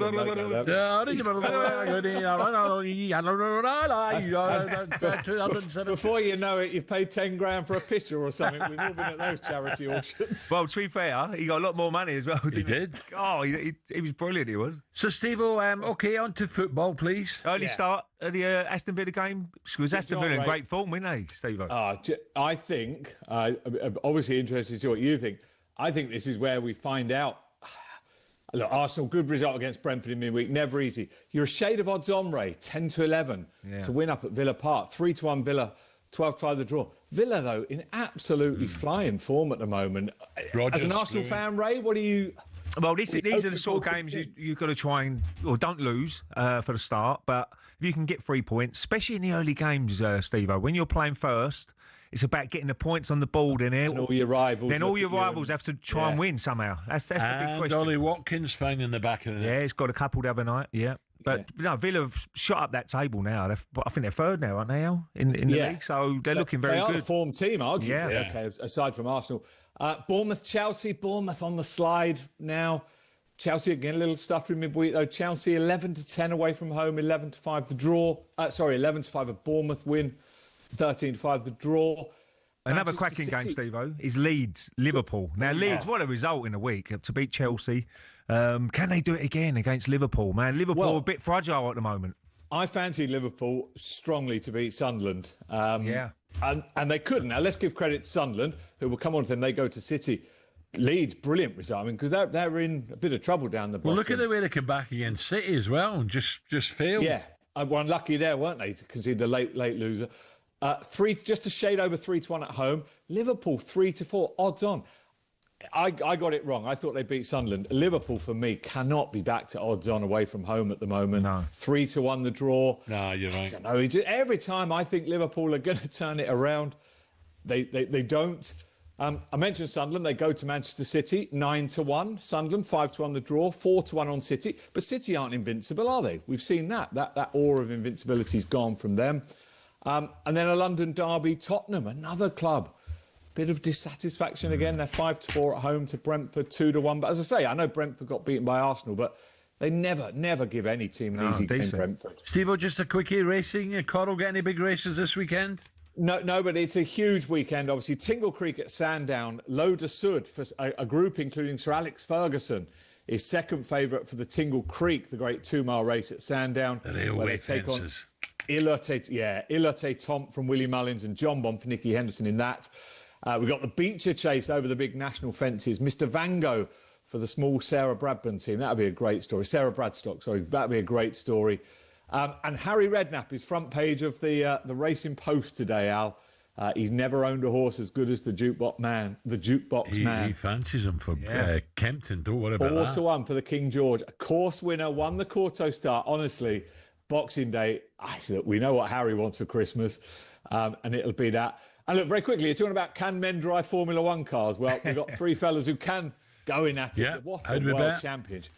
This is extraordinary how, McLaren have not thrown this away, but first Piastri, then Lando Norris have been odds on. Max Verstappen is 5-4 to win the Abu Dhabi Grand Prix. Now, that might be not be enough to win him the World Championship. He's 5-2 to win that. Lando is still odds on, 130 on, 8-1 Oscar Piastri. But I don't think anyone a few weeks ago predicted we were going to have a three-way fight going to Abu Dhabi. It's going to be great. Steve, have a great weekend. Thank you, pal. Cheers, fellas. Dave Stevens, and of course, and Ray. Boxing Day will be Trap One. Go on the one. Yeah, Run for Dogs. The Coral Run for Dogs at 8:30. The Coral Daily Download on talkSPORT with Coral. We're here to bring the cheer for the cricket down under. 18+ gambleaware.org.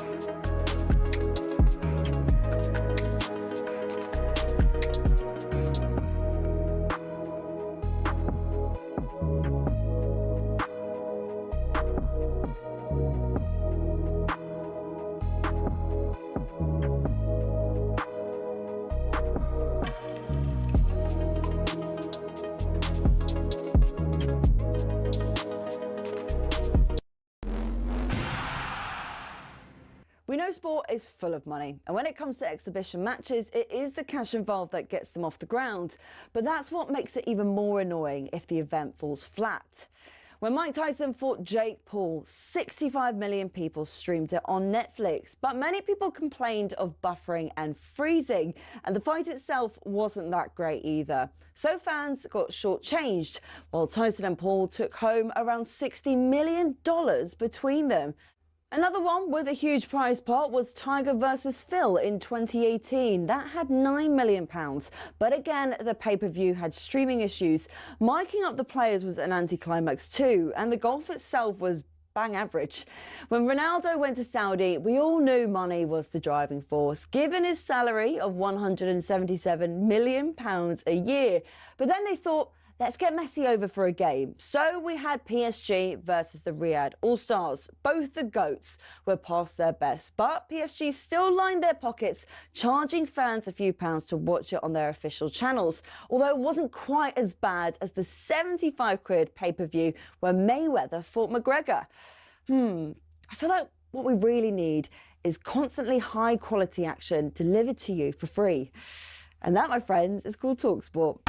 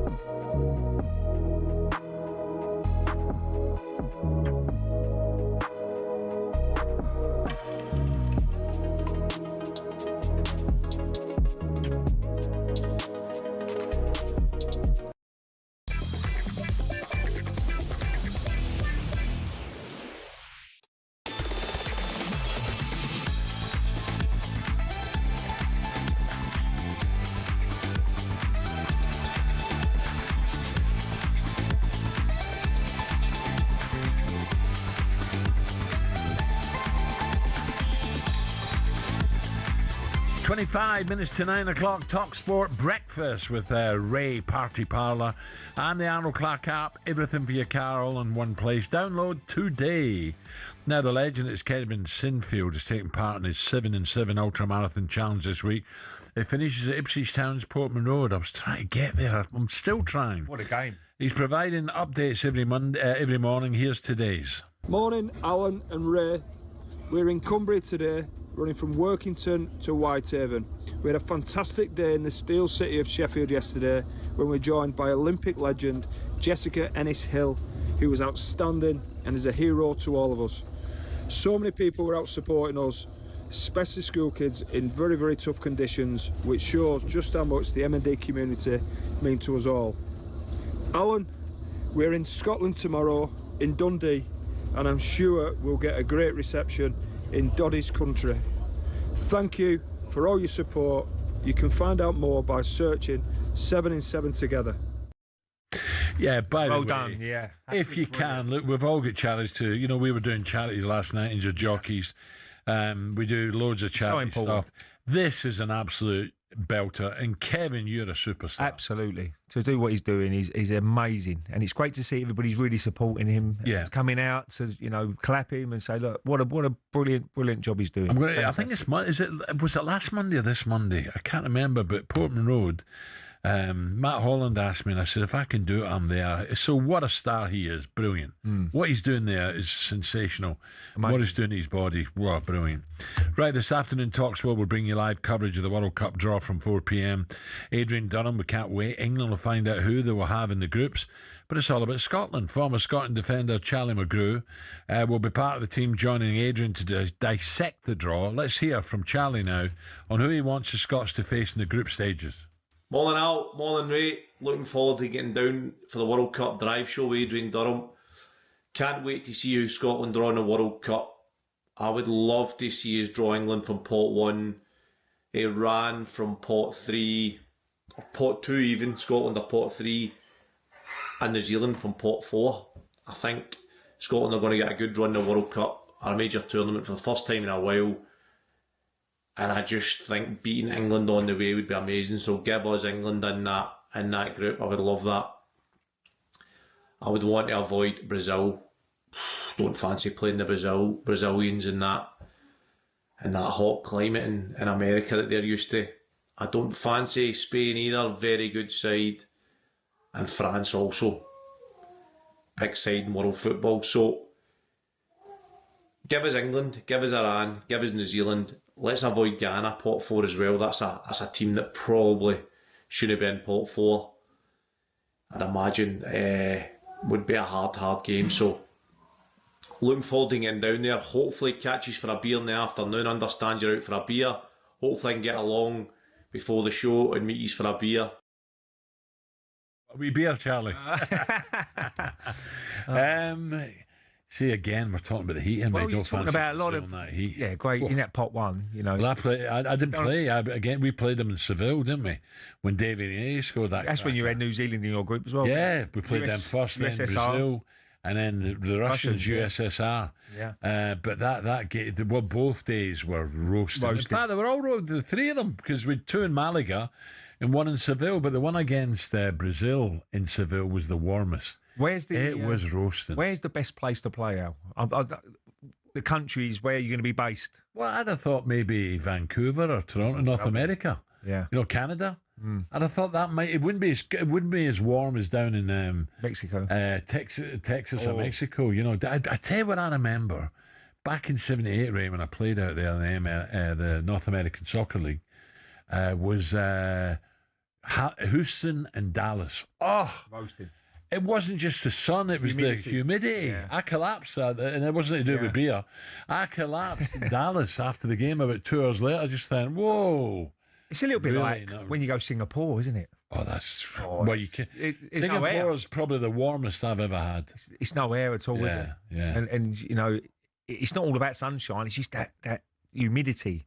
And it'd be hard for some players. That's why you went to them air-conditioned clubs all the time. Well, that's why. That's why, Al. That's why you stood on the when I was playing football. You stood on the balcony up there. Yeah, they kept bringing me cold ones. Brilliant. Didn't even watch me. Can't believe it.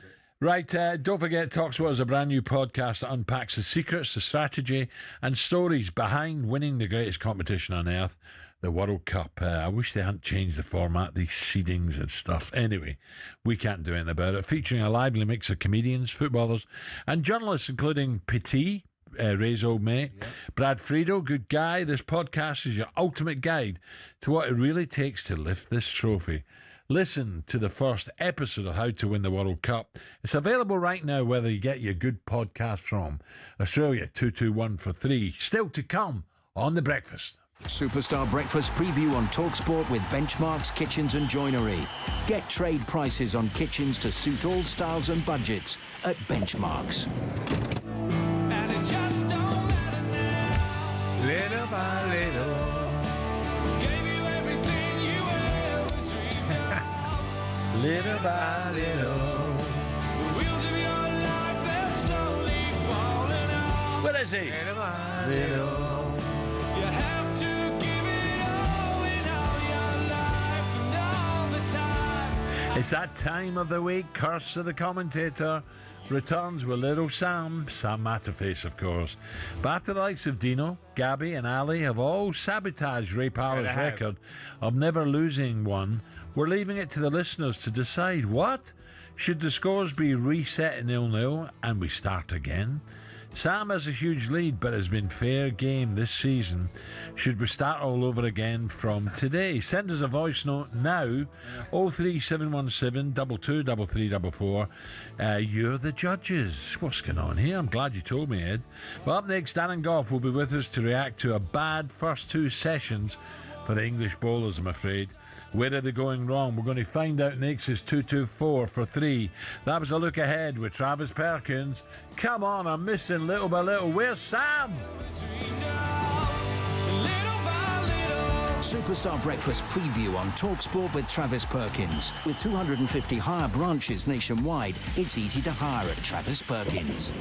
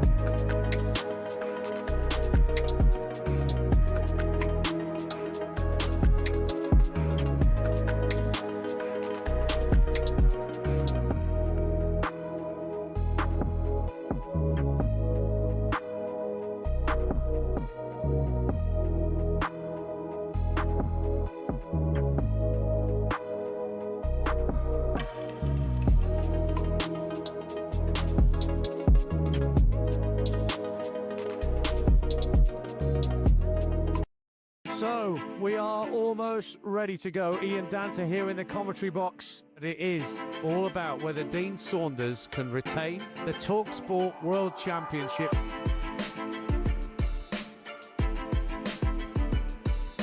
To win the leg. She's got it! Gets it! Double nine! He refuses the handshake.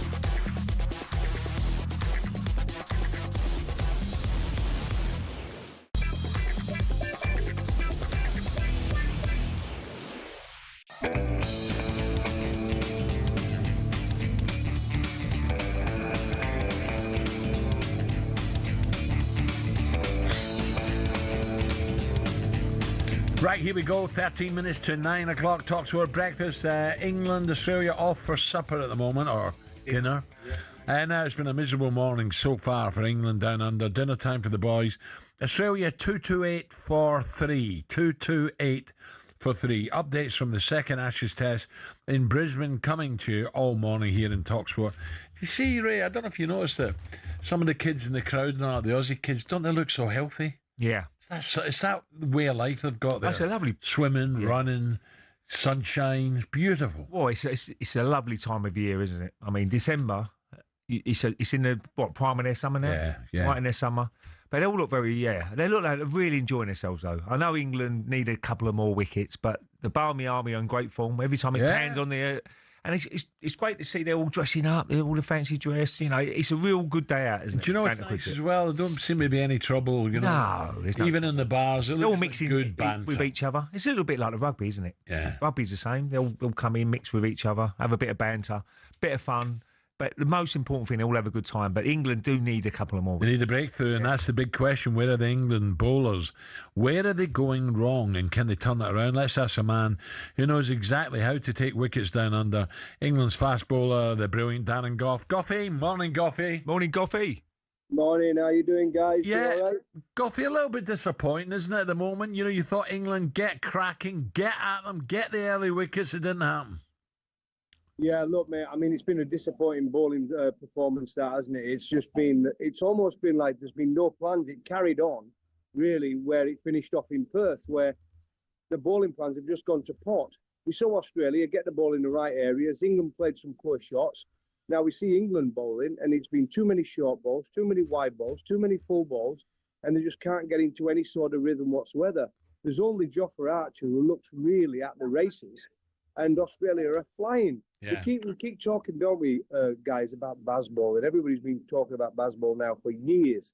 But we've seen Australia playing a brand of cricket that I've said all along, this is the brand of cricket you have to play in Test cricket. They score quickly, but they are very watchful, and they just hit the bad ball. It's common sense, lads. Common sense. Yeah. Who's impressed you today with the Aussies with the bat? Who's would it be Lambashane, or who's the one who's impressed you? Well, I thought Weatherall played really well. I don't know him, Goughy. I don't know him. He did really well. And then Labuschagne, obviously, he's gone through a bad run of form. But I'll tell you what, in day-night tests, in pink ball tests, he's now scored over 1,000 runs. Wow. And he was playing well again. He played a poor shot, actually, to get out for Ben Stokes. So Ben Stokes has that knack of taking wickets. But as we've seen now, we've got Smith in and Cameron Green in, and they're not far behind England now. And where they're going, by end of play today, they're going to probably be in front of England. So I'll tell you what, we're going to need to get at least 3 wickets this next session, or we're looking down the barrel, mate. Well, I keep looking at the big screen here, Goffey, in the studio, and I'm thinking, if they don't get the breakthrough, and eventually, the Aussies get the ball in hand, I'm just fearful of a collapse again. Well, you do, and it's pressure, isn't it? You get in any game or situation when the pressure starts to build, and you need to get them out for a similar total to you. If Australia end up with around a 50 lead, it's not so bad. But if they start going over that 100 mark and get that sort of lead, the pressure going in, batting in the second innings with a new ball. And again, let's be honest, I don't think the ball's moved around as much as we all thought it would have done. This next session probably is the area if we have a new ball in hand. But we've not seen that yet, lads. Yeah. We've had 2 days nearly now of day-night cricket, and no one's bowled, because of the slow over rates, no one's actually bowled with a brand new pink ball yet under lights. So we've not seen it. And England are going to miss it again. The slow on the over rate, they're not going to get the new ball until tomorrow. Yeah, so Goffey, this pink ball, was that a Kookaburra pink ball? Kookaburra? Yeah, Kookaburra pink ball, mate. Yeah, I'm astonished the difference in white ball and pink ball. I really am. Well, it is. It's the colour, isn't it? And everybody thinks it's going to be totally different. I mean, but suddenly when you're suddenly seeing a pink ball, I don't know what it's like in football, lads, where you're suddenly playing a black and white ball to playing with a pink ball when you play football. The only time really is in the winter. If there's snow, you wear Yellow a ball. A yellow. But is it any different? Does it make a difference to you Well, guys? it's not quicker. Nah, it doesn't. Really? Does it? No. Well, and I think it's same here. I think we all get in our heads it's going to be totally different. I think the one thing it does do, though, and I think from watching pink ball tests, definitely the new ball under the lights definitely does swing more. But what we've seen this one, it's using a slightly different ball this time. They say it's a lot softer, and I think it's been a lot easier for batting. The ball has got so soft, so quick. But if you don't get it right in Brisbane, I mean, I've been on the bad end of Brisbane as well. Listen, I've bowled well there, but I've also gone around the park. If you don't get your line and length right in Brisbane, you're going to go around the park. In England have not got it right so far. Yeah. Goffey, just one last one. So we're all delighted for Joe Root. We heard from his dad earlier. Brilliant, delighted. He's going to have to do this again. And Crawley, thank God you talk about pressure. He stood up this time, didn't he? Hey, fair play to Crawley, you know. Can you imagine the pressure? You have to wait 12 days, a pair. Everybody's saying he should have gone off to Canberra and had a game there for the Lions. He's come in here and actually he played really, really well. He could have got out early doors to a catch, but he actually stood up and played there. But Joe Root, I mean, mate, did anybody actually doubt him this series? Nah, he's a star. 40 hundreds, mate. And to turn that and knock, the way he played was superb. And without it, let's be honest, guys, without it, we would have been 150 all out. Yeah. Simple. Yeah. Goffey, let's see what happens the rest of the innings here. Brilliant. Cheers, Top Goffey. later. Thank you. Have a great weekend, pal. Thank you. See you, lads. So Take the care. Aussies 228 for 3. It must be so much harder under the lights, though, Al. You've got a 90-mile-an-hour ball going towards you. Yeah. The light, I think so. It's got to be. Yeah. It's got to be harder. Right. Back tomorrow. Tomorrow's 5:30 game sees Leeds United. God, a lot of people talking about this one. A lot of people think Leeds can turn Liverpool over. Daniel Farke's side, obviously jubilant after the win against Chelsea. Liverpool struggling again midweek, a 1-1 draw against Sunderland. So are Leeds favourite for this game on current form? The boss Farke doesn't think so. Yeah, still a top class side. They are the reigning champion and fully deserved. Last season they were excellent. Of course, also lots of fluctuation and also special situations in the summer. And it's even for them, like for each and every other team in this league, over the course of 38 game days, you will have sometimes a period when the results don't go in your way, when you don't have your best performance. I think they had a really, really good start. Each and every team will have also sometimes a period of 3, 4, 5 games when perhaps performance-wise, result-wise, it's not top class, but we still face a world-class side with world-class players who have done exceptionally well over the course of the last 18 months. Daniel Farke there. Yeah. Now, this is an interesting one. The Sun this morning, Sun newspaper, Virgil van Dijk says Mo Salah been on the bench for 2 games in a row, shows the team that no one is safe. I wonder if Virgil's thinking, am I getting my coat and my cushion out soon? Well, because he is struggling. No one should be guaranteed a place. There's no doubt about that. If you're not performing, and you've got people on the bench who can do a better job, you've got to change it. You know, and you've got to see effort. And I really don't know what's happened with Liverpool. I mean, I was really shocked with that defending the other day from Virgil. I wasn't a defender, but you've got to close the ball down. He's 25 yards out. I've said weeks ago, I can't believe I'm saying this. It's like stopping a cross. Side. If you're a fullback. Yes, get out there quick. Yeah, and then you put your brakes on. And you make it difficult. Correct. But don't be 5 yards away. No. He can whip it round you. And with, I remember 100% saying Liverpool are sloppy. They look lazy. They're passing all over the shop. And when do you ever see that? When do you see that about Liverpool? You don't normally. No. But Virgil getting back, I remember there was a challenge he made on someone. I think it was in Europe. He took the guy out in the touchline. Normally they'd got there first. It looks as well, it's his confidence, whether he's carrying an injury. He looks half a yard at least slower. I think his confidence, a lot of it. I mean, he's a great player. You lose a few games and everybody's looking at you because Liverpool are huge, massive. You know, their title. They won the title last year. Everybody wants to beat Liverpool, and that's the problem. You have a couple of bad results, and suddenly your levels drop a little bit, and that's what's happened. Coming up are Aston Villa genuine threats to raise Arsenal for the title. Of course, these sides face off at 12:30 kickoff live and exclusive on talkSPORT tomorrow. I'll have to get down to Marcus for that one, Ray, in front of the full fire. Lovely. Can Villa show Arsenal they're ready for a title challenge? 03717 22 3344. That's the number to have your say as we discuss that coming next in the final hour of the Sports Breakfast here on talkSPORT.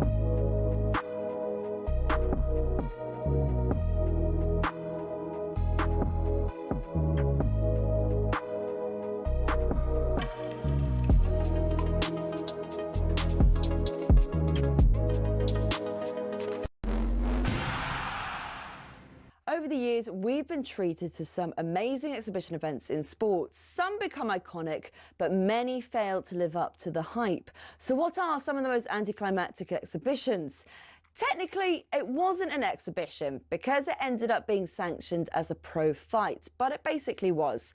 2024 saw Mike Tyson return to the ring to fight YouTuber Jake Paul. The event, which Paul won, was streamed by 65 million people on Netflix, making it the most streamed sporting event ever at the time.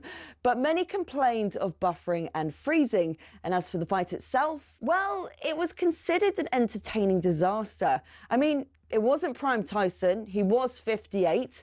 And after the fight, Paul, who was 27 at the time, said he'd actually gone easy on Tyson towards the end. Now, Mayweather-McGregor in 2017 was a better watch, despite Mayweather going rope-a-dope early on, but it was way too expensive. Pay-per-view was 75 quid, and in the stadium, the cheapest ticket was over 370. Now, this next one you could have watched for free, only because the pay-per-view had streaming issues, so they had to open it out. I'm talking about Tiger versus Phil in 2018, which was nicknamed The Match. Massive names and massive rivals going head-to-head. On paper, it worked. In reality, it didn't. The two players were mic'd up, so we all thought we'll get fascinating insight. We'll be able to hear them insult each other for 18 holes. But what we actually got was more heavy breathing and sniffles. And for two GOATs, the golf itself was bang average. And speaking of GOATs, let's end with Messi and Ronaldo. In 2023, an exhibition between PSG and the Riyadh All-Star 11 saw them share a pitch for possibly the final time. To be fair, it was a goal fest, which PSG won 5-4, and Messi and Ronaldo both scored. But it was obvious they were past their prime. El Clasico, this was not. And with it being in Saudi, there were more sports washing claims. So there you have it, exhibitions that have let us down. And I didn't even have time to mention the Community Shield.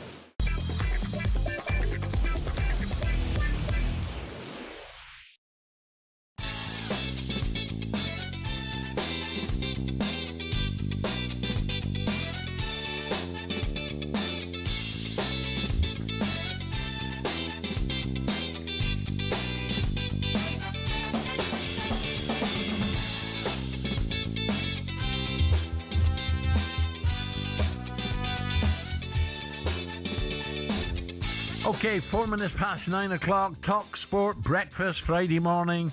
Ray Parlour alongside me and our friends at Arnold Clark. Get the UK's best used car deals guaranteed. The cricket underway again. Australia 228 for 3.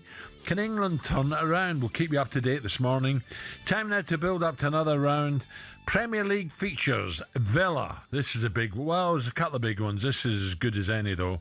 Villa will welcome Arsenal in the 12:30 kick-off live on talkSPORT. Do we need to respect Villa as serious title challengers? Do we?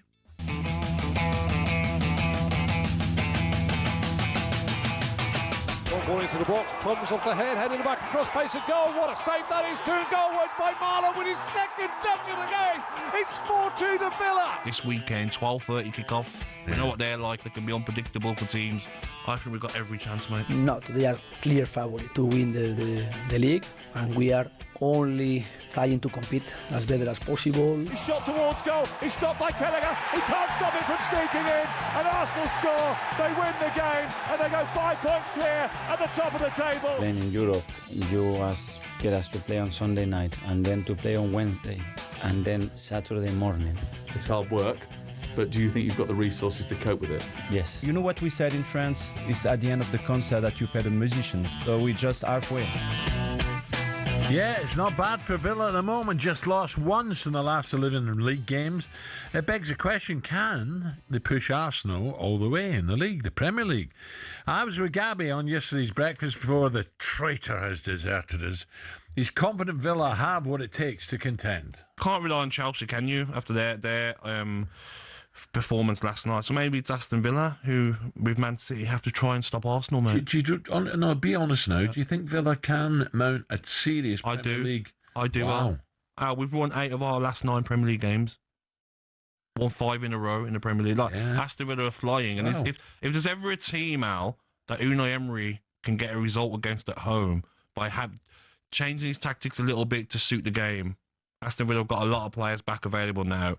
This weekend, 12:30 kickoff. We know what they're like, Al. They can be unpredictable for teams. I think we've got every chance, mate. Yeah, thank you. 10 o'clock, Gabby. They got a chance. It's 10 o'clock, Gabby, now, isn't he? He's blown us out. He's getting 3 hours now instead of 4. I know. More money as well. How does that work? So where's he coming from? Can Villa push Arsenal? Look, all you got to do is look. Villa, for Villa's point of view, top 4 is be a brilliant season for them. But why not? You got to aim high. You got to try and say, look, if we can get a run of games together, and it is a big game tomorrow morning. Lunchtime game, 12:30. You know, if they can get a result against Arsenal, suddenly there's 3 points behind. So were you watching down the road? No, I'll be watching indoors. I'll be watching. What? Yeah, 12:30 kickoff. I'll be watching Yours is indoors. on. No. I'm doing a bit of. I'm doing the game for Astro TV. Who? Malaysian. You played in Malaysia, didn't you? Have you ever played in Malaysia? No, I stopped in KL on my way to Australia. Oh, right, okay. But no, I'll be watching indoors. But it's going to be a really intriguing game. I know Arsenal Did you say Malaysia? Malaysia. How'd you say it then? Malaysia. Yeah, Malaysia. All right, Malaysia. Hello. Malaysia. Producer thinks you... Anyway, let's go back to the game. Villa in great form. They might need to score a few more goals. Al. They've only scored 20 this season, and they got 4 the other night. So I think they might have to start banging the goals in. Ollie Watkins can get back to his best and start banging the goals in. He got 2 the other night, didn't he, against Brighton? So, I'm aware of everybody. If you're in Arsenal, you're there to be shot down at being top of the table. But Arsenal just got to keep focused, one game at a time. If they can get a result at 12:30, and then it puts all the pressure back onto Man City, Chelsea, all the chasing pack to get a result as well. So, but it's going to be a good game. I'm looking forward to it. Villa's a tough place to play, Villa Park. I played. Emery will fancy this. I played there when we was 2-0 up, Al, and that's when the parachutists come down and got caught in a stand. I did. I remember that. We were 2-0 up, and there was a massive delay. Obviously, there's going to be a big delay, and we end up losing 3-2. Did you? Yeah, we lost 3-2. But that's what that ground's like. Once they get going and the crowd get behind them, the whole end. It's a real great atmosphere. So Arsenal got to be at their best. I don't know what sort of injury problems they've got. Mascara went off there night. There was talk about Declan Rice going off, and he did go off, but whether he's be fit again. Boy, isn't he? Mascara. He's like, come on. I like him. I really like him. He's only 21, 21, so he's potential. And Capia at the back, he's decent as well. But they've got so many. Ben White coming right back. Yeah. So why is he whinging then? Because we're going to hear from this. Right, Mikel's had a bit of a moan about fixture congestion. They got a lot of players. Here he is talking about the victory against the Bees. The thing is playing a lot of minutes, but as well when. Now we play Wednesday night and we have to play Saturday morning as well. We can play minutes, but if they can please give us just a little bit more time to recover and to make the welfare of these players a little bit easier, that would be great. We can help the players and everybody, the league and everybody, to do what we have to do. Give us another day, and especially the teams that are playing so much in Europe. To everybody in general, I think if we can do that, because we're all going to benefit to that. We never had such a schedule at every level, not only in the Premier League, but every competition internationally as well. So we need to try to do that, please. I think it's common sense. I think it's not at some point this becomes too much, and the players are not machines. Do you know what? There is a lot of games. There is a lot. I'm intrigued by this because there's a couple of ex-managers have told us he hasn't got what it takes to go on and win it. Mikel. Who are the managers? I'm not saying. I'm not saying. There's a couple. You can't say it and then not tell everybody who it was. And they're saying, nah, he's not going to steal to go on and win He's got some squad of players. I know, I can see his point because he doesn't have to bring that up. There is loads of games. Aston Villa would love to have another. Why day does off he go on the other side, Ray, say, listen, my squad, I can't complain about my squad now. There's a lot of games, yeah, but we can handle that. Why not be positive? The problem is with TV. The TV obviously dictate when you bat it away. Well, yeah, I mean, people can ask about the injuries and all, because they've got so many injuries now. I mean, you saw the other day, playing on the bench, you've got Gabriel sitting in the stand, you've got Saliba next to him sitting in the stand. Now Mosquera's out. So it's lucky they went out and bought quite a few players during the summer because they've got a little bit of depth now to cover. So you saying Villa are going to beat them then? No, not at all. Curse of the commentator, Alan. I've got down a draw. Villa 1, Arsenal 2. I'm telling little Sam already. Oh no, we weren't listening. Listen, can I just say? But it should be a good game, and one of them sort of games what you just don't lose if you're Arsenal. You're away from home. If you nick a point, great. If you can win the game, it's a massive bonus. Yeah. But don't lose. That's as simple as that. Right. I was just thinking at dinner there. I thought, what did they have? Ben gets stuck in to his boy, say this is crucial. This next period. We've got to get there. We've got to hit wickets. Well, let me tell you, Smith's got the old shakes and moving the shoulders again. Smith, the Aussie batsman. Yeah. And that tells you he's got 4. He is in the mood. It's Australia for me who are positive here. Let's find out. It's 2-3-7 for 3. Johnny Norman. John. Oh, he's gone again as Steve Smith. That's 6, Ray. 6 from the bat, I think. Dug in by Jofra Archer. And he's been hit. He's basically been ramped over the slips for 6. 243 for 3. Alan, not for the first time, I think he got it spot on. The intent from the Australians after the break, to my eyes, has been revelatory. They are not just going to sit behind the ball, play defensively and let England bowl to them.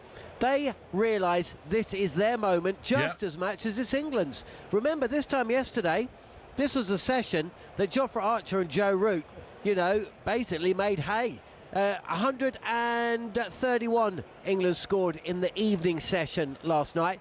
I tell you what, if Australia do that and they don't lose more than 2 wickets, the Ashes is done. Oh, Johnny! We need a power cut out. That's what we need. But they are, that's Smith. Someone cut the wires. And the old John, when Smith gets going, he can hit 150, can't he? Yeah, and the thing with Australia, in and amongst this intent I've been talking about in the last couple of overs, is they have played sensible cricket, and they've put partnerships on. Look, 77 for the first wicket, a 50-run partnership for the second wicket, 50-run partnership for the third wicket, and now a 50-run partnership unbroken for the fourth wicket. They've gone about their business. 33 to Head, 72 to Weatherald, 65 to Labuschagne, Smith's 35, Green's 26. They're not playing overtly defensive cricket in and amongst this. They are playing proper Test cricket. And England have got a plan A. I'm not sure what England's plan B is. Yeah, nice one, Johnny. 2-4-3 for 3. It's interesting, isn't it? The Aussies they're attacking the wayward balls, but playing the tough ones normal. It's just talking about their floodlights, Al. I just said, look, you need a power cut. I played in that game when we played Wimbledon. Yeah, and it started the second half, all the lights went out. Yeah. And someone had cut the wire. Yeah. And obviously it's a betting scam because you know what, in Malaysia, you could have a bet, and after half time the bet stands, and it was 0-0 at the time. I played in one that happened. Alan Hunter, great player, big centre half, tough as old boots, Northern Ireland. His testimonial, Portman Road against Celtic, Wednesday night. Right, Celtic came down. They didn't realise what they were in for. Right, Alan Hunter, 10,000 Celtic supporters turned up. The lights went out that night. But I think it could have been people who just couldn't get the loo in quick enough. Now, ahead of the World Cup draw after.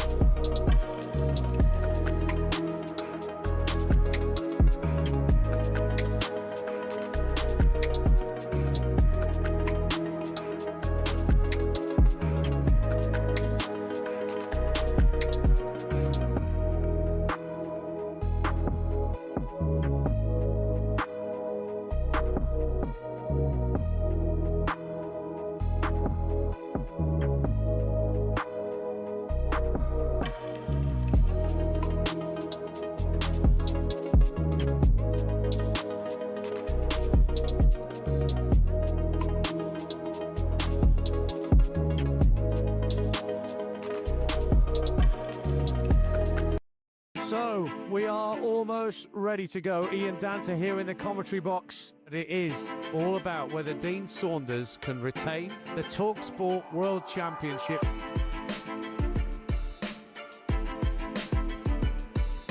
To win the leg. She's got it! Gets it! Double nine! He refuses the handshake.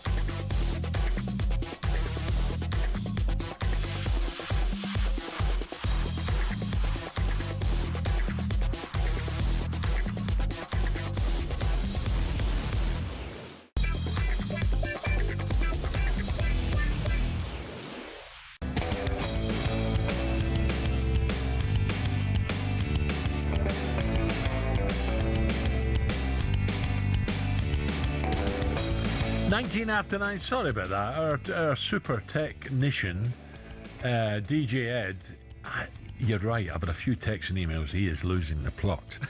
He is not the same DJ Ed. And he doesn't like the Drive boys. That's why he cut us short there, okay? So I apologise on behalf of Drive. He wants to get over the road. Shocking. That's why. Shocking, honestly. Right, here we go. And talking about upset, this man's going to be upset right now. And it just don't matter now. 'Cause little by little, gave you everything you ever dreamed of. A little by little. The Premier League is back. That can only mean one thing. Here we go. It's going to be brilliant. It's a very, very good morning. talkSPORT's chief football commentator, little angry Sam Matterface. Now, where have you been on your commentary travels in the last couple of weeks? Wait right there, Sam, because we have to head to talkSPORT, marching on Tom Clayton, who has some huge news for us. God. Breaking news on talkSPORT. Yeah, thanks, Alan. Good morning. The story's been rumbling on all season. Should the curse of the commentator score be reset at 0-0 starting from today? Well, there's been a huge protest outside talkSPORT Towers today demanding justice for Ray after Ali, Gabby and Dino sabotaged his scores to give Sam a huge lead. All of this led, of course, by talkSPORT's Alex Crook. And there's now been official confirmation from the Court of Arbitration for the curse of the commentator that Ray's unbeaten record could still remain. The scores have been reset to 0-0. More on this exclusive breaking story throughout the day. Little Sam's dad's on the text now. Look, how dare you do this to my son? Oh, no. Thanks, Tom. So the score is 0-0. It's time for Curse of the Commentator. You are kidding me. Nah. Nothing to do with us, Sam. That's shocking. 'Cause you're mine. 'Cause you're mine. And the traitor's walked in as well. Gabby's walked in. He's deserted us. Do you know that? Traitor. He's got a promotion, hasn't he? Traitor. He reckons he's gone for a few more quid. I doubt it. Right, Tom, thank you. The score 0-0. Here we go. A quick reminder of the rules. Ray and Sam, 20 seconds to give us a predictions. You know that for 3 games. For each correct guess, they will get 1 point correct result, 3 points correct score, and a 1 point bonus for naming the goal scorer. So we're 0-0. First up, the 2 informed sides go head-to-head tomorrow lunchtime live on talkSPORT.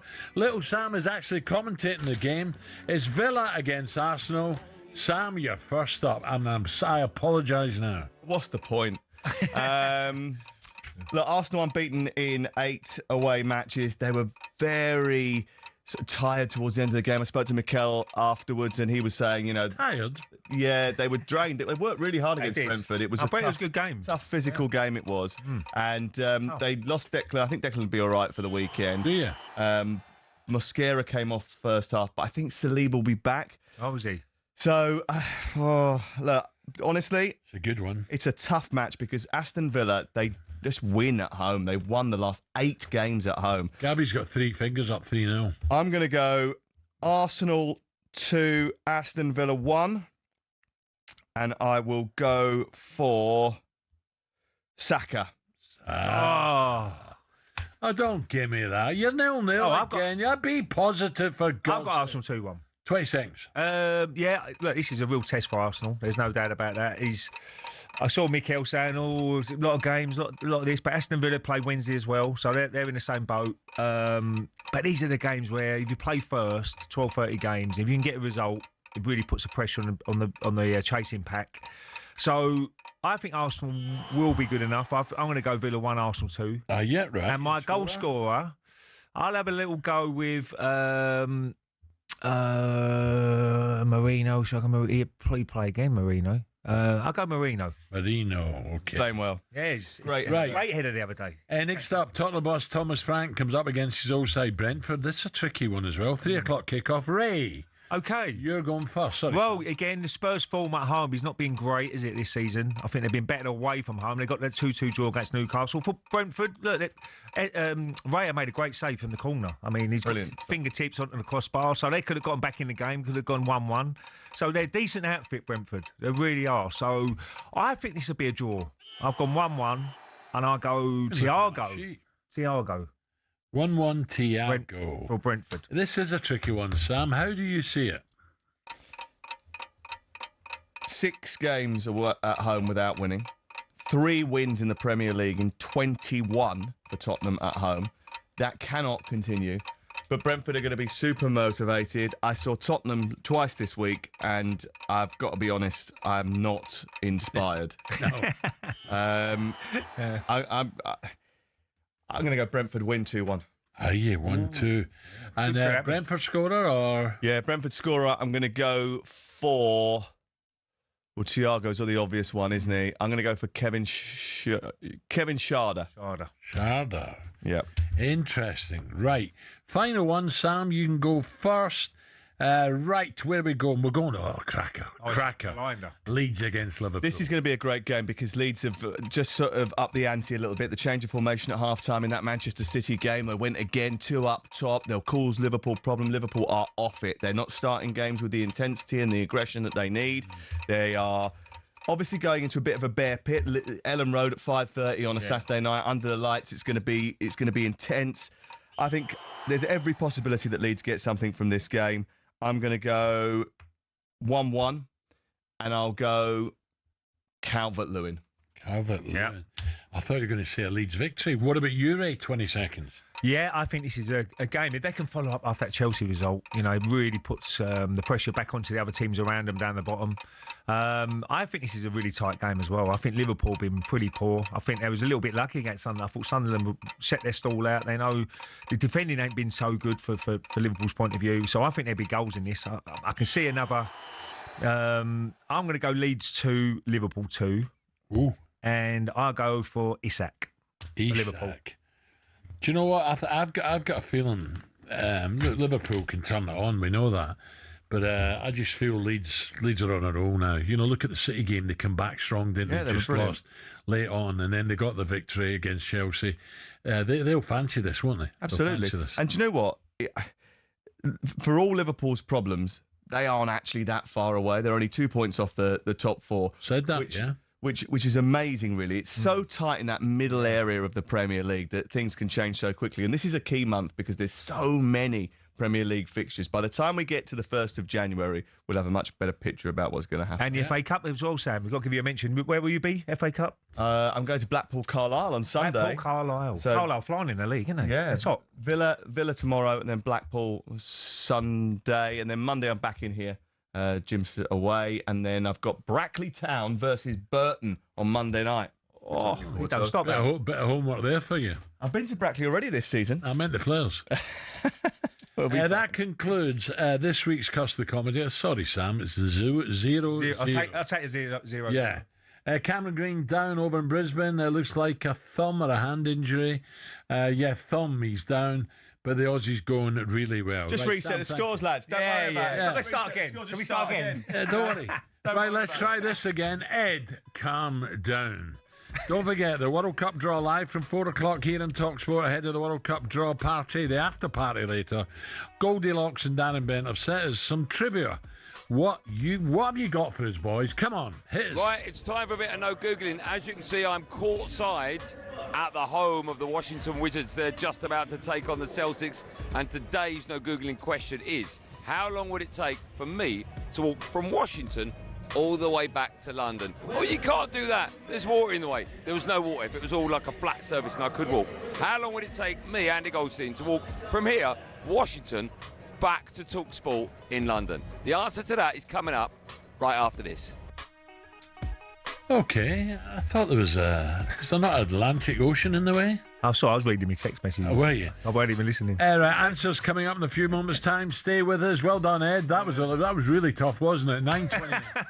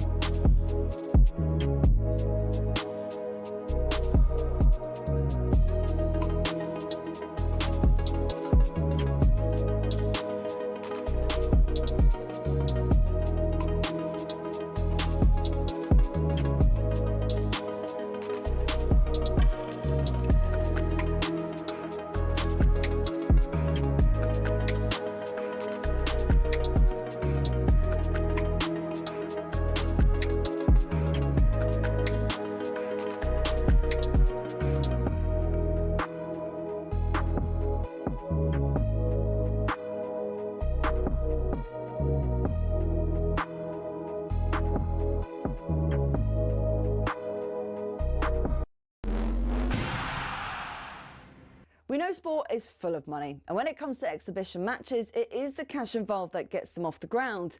But that's what makes it even more annoying if the event falls flat. When Mike Tyson fought Jake Paul, 65 million people streamed it on Netflix, but many people complained of buffering and freezing, and the fight itself wasn't that great either. So fans got shortchanged, while Tyson and Paul took home around $60 million between them.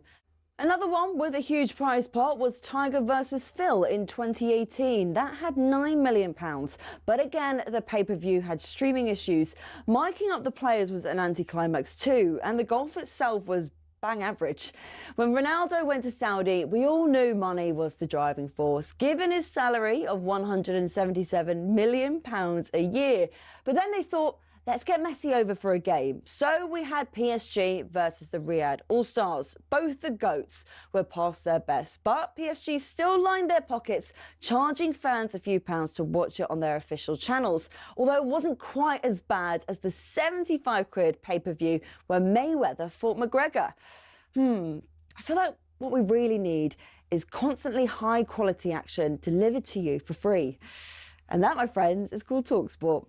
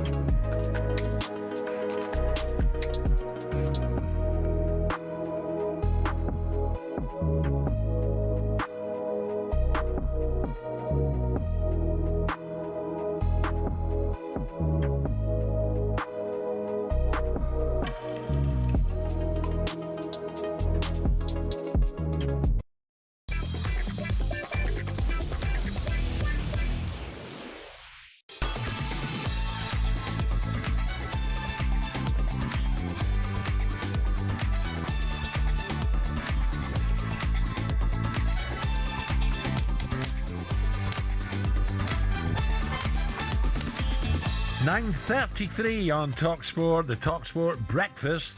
Ray Parlour with me. So, Ray, how long do you think it would take Goldstein to walk from Washington to talkSPORT? Before the break, the Dry Boys set out a bit of trivia from courtside at the NBA. Would you reckon, Ray, before I get the answer? I have a clue, Hal. How many miles would that be? That would be... depends on how fast you walk, isn't it? What Washington's he talking about, though? Is he talking about northeast? Oh, right. Now you've got me now. Anyway, don't worry. How many thousands? Don't rack your brains. Before the break, the Dry Boys set us a bit of trivia. So, how far Washington to talkSPORT walking?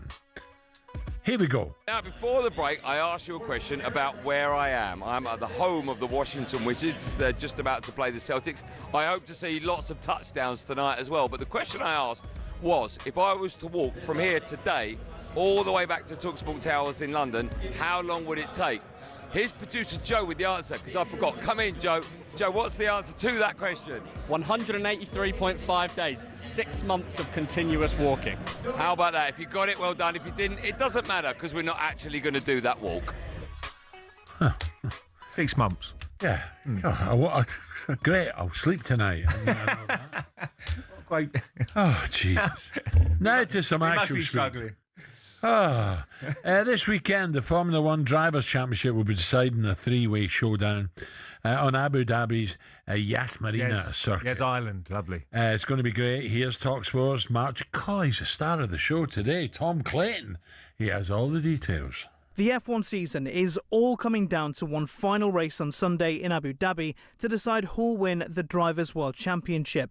Will it be one of the McLaren pair of Lando Norris or Oscar Piastri? Or will Max Verstappen top a remarkable season and claim his 5th title in a row? Norris leads the standings, and it's simple for him. If the Briton finishes in the top 3 on Sunday afternoon, he wins his maiden title. But if he finishes any lower than 3rd and Verstappen wins, it'll be the Dutchman who claims the championship. Oscar Piastri, despite dominating early in the season, is an outside bet for the championship, sitting 16 points behind Norris and needing a race win, and his teammate to finish 6th or below. These three have been the best drivers all season, and it feels fitting that such a close championship will come down to its final round, with all of them in with a shout of glory. Wow, that's the most input Tom has had on the breakfast show, isn't it? He's flying, Tom. If he's not clever, he'll be too big for his trousers soon. Sorry, I meant his boots. Right, Ray, do you think that with Lando, the rugby success, the football team, England are the best sporting nation in the world right now? Yeah, well, not in the cricket at the moment. But yeah, they've got to be. Rugby's coming on. They've got to be up there, Al. They've got to be up there.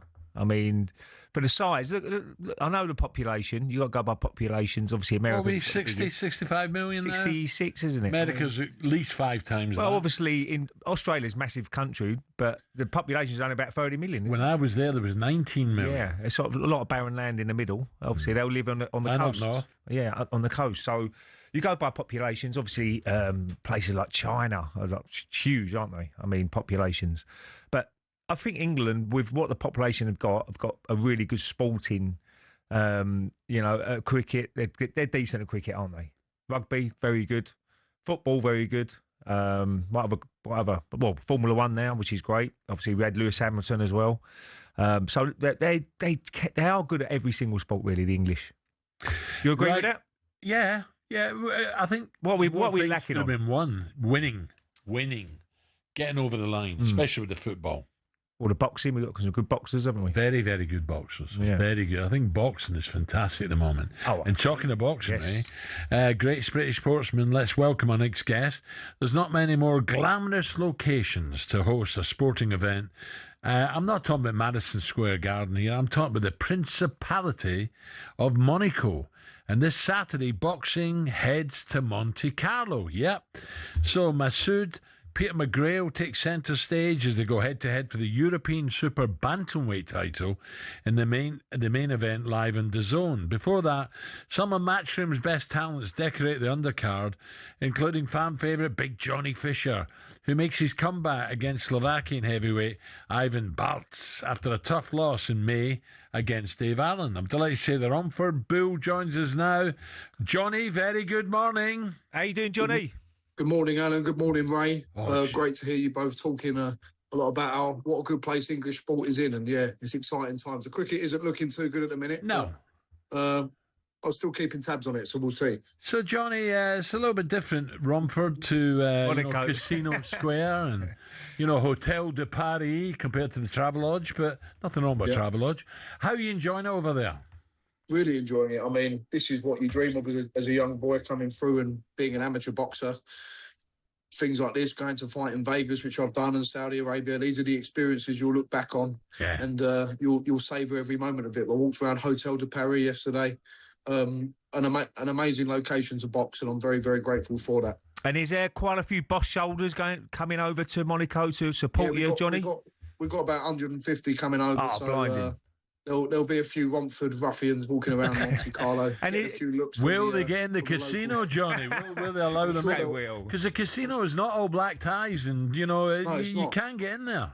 You can. I'm sure there'll be a few having a flutter. I've got my good friend Corporate Cole coming over. He's one of the directors of the Royal Bank of Canada in London. They're based, and he likes a flutter or two. And him and his mate Dave, they'll both be enjoying the sights of Monte Carlo, I'm sure. Johnny, how's your training gone, mate? Getting ready for this fight, because you've got a real big future. You hopefully get through this one, no problem, and then you'll be looking at who's next after this. Have you got a plan? I've got a new trainer. I've got Tony Sims, and everyone knows in the game that you train diligently under Tony Sims. He's had multiple world champions, and as you said, this next challenge is the only challenge I can worry about right now. I've got to come through this one and win, but my sight is on the British title. I want to hold that British title, the names that have held it before, and if I can be among them names, I've achieved more than I could ever have dreamed of in this sport, and then who knows from there. Johnny, what about this opponent then? Tell us about him. Ivan Balaz is 7-0. We'd meant to fight a guy called Herbert Matuvu from Uganda. He had some visa issues getting over, so a couple of weeks ago, Ivan Balaz came over. He's 7-0 with 5 knockouts, so he's obviously got his own ambitions, and he wants to come and show the world that he should be in this position. So it's up to me to shut him down and be destructive in my own way. Yeah, Johnny, I love your dad's videos and whatever. Yeah. Have you found a good Chinese out in Monaco? That's the big question. There is actually one Chinese here, but unfortunately it's a Michelin-star Chinese. So we're used to the old rough and ready, get yourself over the Chinese, eat it out of the box. But I don't think it will be to the Romford taste to be having £300 duck skins and things like that. So we'll stick to the special charming. Mate, it's €20 to sneeze over there in the Principality, honestly. Yes. Exactly. But if it's Grand Prix weekend, whoa, dear, it's horrendous. Listen, have a great time. I think it's a great event. I really do. And we wish you well against the opponent. You're looking good, mate. So good luck, eh? See you soon, Johnny. Thank you both. Mate. Have a good day. Nice Take care. Johnny. I hope he does it, by the way, Ray. I hope he does. Oh, yeah, absolutely. He's been brilliant. He wants that British belt. My mate told me years and years ago, we got this boxer coming through. He's going to be brilliant. And look, he's had his setbacks. There's no doubt about that. But you have that. It's a tough sport, isn't it? I mean, heavyweight boxing. If you get hit cold, then you're down. Simple as that, you know. So, but Johnny's hopefully he's got new trainers now. As he mentioned, their trainer. He's going to really. He's got Nikes. He was a bit slow there when I said that. Gazelles. He's got new gazelles.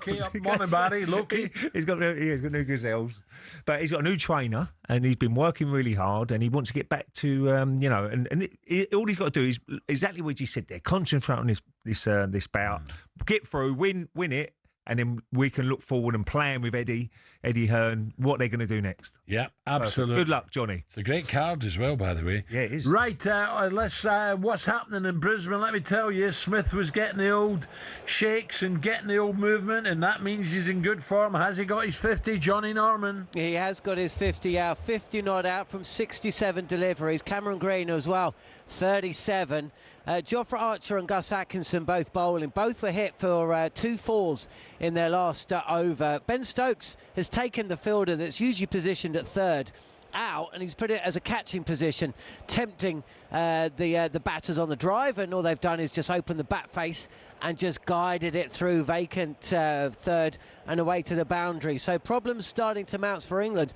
It's baffling at times as well, because whilst there's not the lateral movement that you'd necessarily expect from a pink ball test match, there is variable bounce. Some of these balls are bouncing more than the batters are expecting, and that's leading to them getting wrapped on the thumb or the finger or the elbow, and every now and again one keeps a bit low, so you have to jam the bat down. Shouldn't be as easy to bat as the scoreline suggests. 267 for 3 Australia after England were bowled out earlier today for 3-3-4. That means they only trail now by 67 runs. 2 set batters at the crease, another 30 odd overs until the second new ball.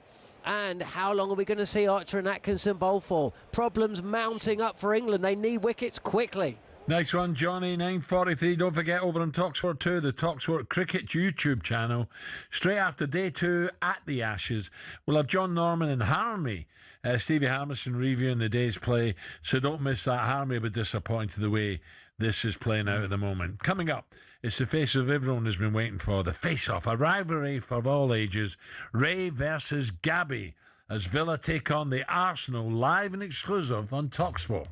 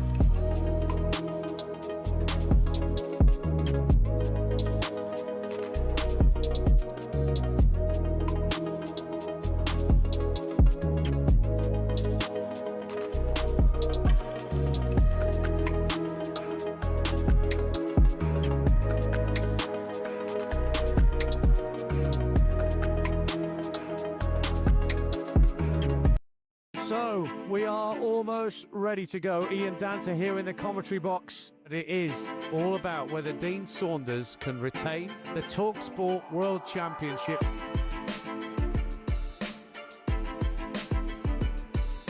To win the leg. She's got it! Gets it! Double 9! He refuses the handshake.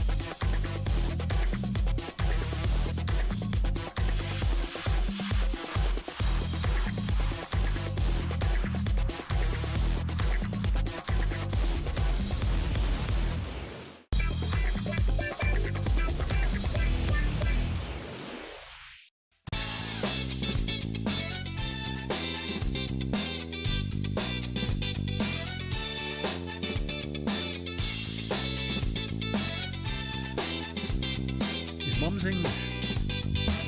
Okay, 11 minutes to 10. talkSPORT Breakfast with me, Brazil Ray Parlour. Right, what do we know this Friday morning? Here we go. Manchester United missed a chance to go fifth after West Ham equalised late. Up at Old Trafford, the team were then booed by some of the fans. England manager Thomas Tuchel says he may have his substitutes stay in the dressing room during matches at the World Cup next summer because of the risk posed by the high temperatures. And live on talkSPORT 2 tonight, we have a huge game in the Championship, the Ray Parlour Derby. It's Hull City versus the Borough. What are you laughing at? No, I've got a lot of respect for both clubs. I've got one as well. Ipswich Coventry at the weekend. Oh, of course you have. Yeah. What a game that would be. Two sides where Ray enjoyed a few fantastic seasons, and we've dug up an old clip of you summing up your time there, Ray. Well, it was one of them situations, Al, where, you know, it was clear Mr. Wenger didn't want me no more. Not because I weren't playing well. They was just all sick of me doing my impression of laughing like David Dean all the time. Ooh. So anyways, I get a call from Steve McLaren saying he needs more ginger power than just himself up at Borough, and he tells me I'm his next A1 player. Little did I know he just meant the next bloke to have to drive all the way up the A1 just to try and get a game there, you know. Didn't score very well, all right, didn't score at all. But it was one of them situations, Al, where my backside was getting bigger as I got older, which made me an ideal bloke to help warm the bench for the UEFA Cup final against Seville. Then I gets a call from Phil Brown telling me I need to come and save Hull season in the Championship. Do you know how amazing this? No one's ever won the Championship back-to-back after all these years, Al. Incredible. So I goes to Hull, and we did win, you know, a few corners and free kicks here and there, like. But I knew my time was up when Brownie gives us a dressing down on the pitch in front of the crowd at half-time. At least that's what I thought. Sat down at the front until I looked round, and I was the only one sat out there with him. Very good. Does that pretty much nail your time up at Hull and Borough? To be fair, You enjoyed it. We were second from bottom when I went Hull, and me and Dean Windass signed together, and we probably really helped them stay up that season. And it was a big season. It could have been easy in League One. They didn't stay up. Obviously, I had 15 games for Hull from February onwards. And we managed to get the job done, stayed up, and then the following year, Al, they had a remarkable season where they ended up in the Premier League. Yeah. So Hull, you know, they could have easily been in the League One, and they stayed in the Championship that year. And I was so pleased when they got into the Premier League. Middlesbrough was fantastic. We had a really good team at Middlesbrough. We had Hasselbank, Verdugo up front, and we had Boateng in midfield with me. I stayed at the Craythorne George. Lodge. Yeah, The Craythorne. training ground. Brilliant. Yeah, Craythorne. Then you had young Stuart Downing coming through. You had Lee Catamol. You had Mendieta. You had Zenden. You had Gareth, the late Hugo Ekiogu, bless his soul. You had Kodru. You had Michael Reisiger, Mark Schwarzer in goal. So they had a good team. They got to the final. And the night we played in the final, I was on the bench. We lost 4-0 to Seville. When Emma, I think, well, it might have been Emma, I'm not too sure. My horse won that day. And talking about Jamie Spencer last night at Chester, and he rode it. He rode it that day, and it won at 11-2, something like 6-1. Jamie rode it? Yeah. I love it. And he said, what a horse. He could be a good hurdler going forward. He could have been a Cheltenham horse, but he got injured and it was out for a while. But yeah, no, I enjoyed my time. Whoever I played for, I've done my best I could. My pal just got married up in Hull. He said that it was brilliant. Absolutely great night out, by the way. Great hotel, everything. It was brilliant. We had a really good time. time. Of course, that wasn't actually Ray. That was there, but just before that, that was our EFL expert commentator, Blue Nose Ian Danta, big Blues fan.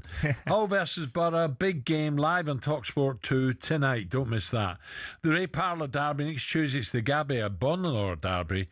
It's Sheffield Wednesday versus Watford. No, I shouldn't laugh because they're two big clubs. Two clubs where Gabby had pretty miserable times at on loan.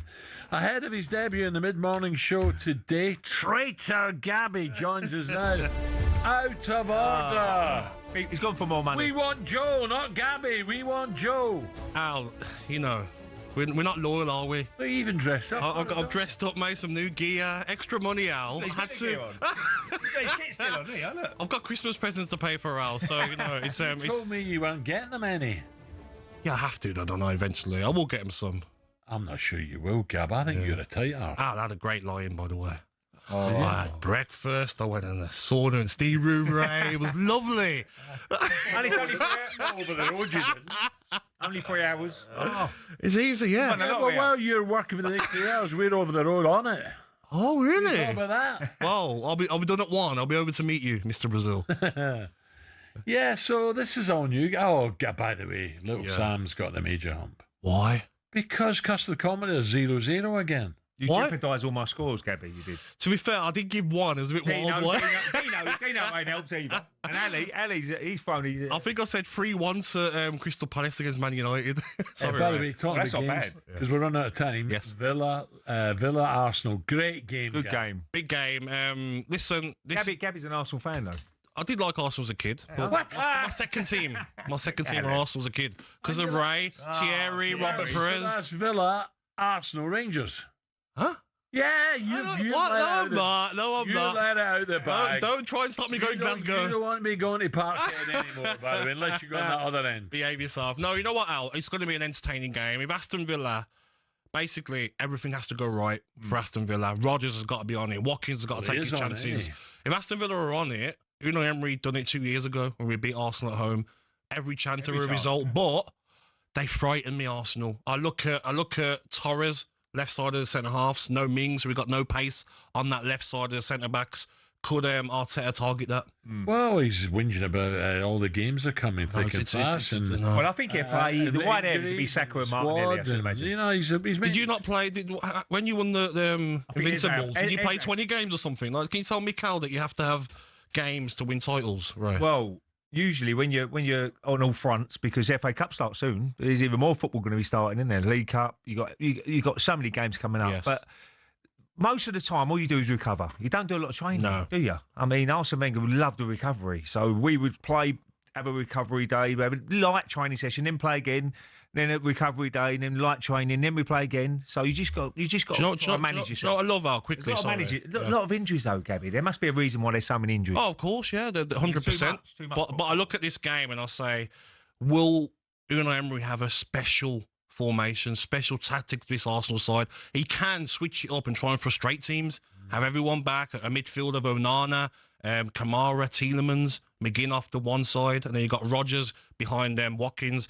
I think he will try and frustrate Arsenal a little bit, right? What do you reckon? Absolutely. That's what you got to do. You try and frustrate them. And if you go out and try and attack Arsenal, they're good on a break. They're very good on a break.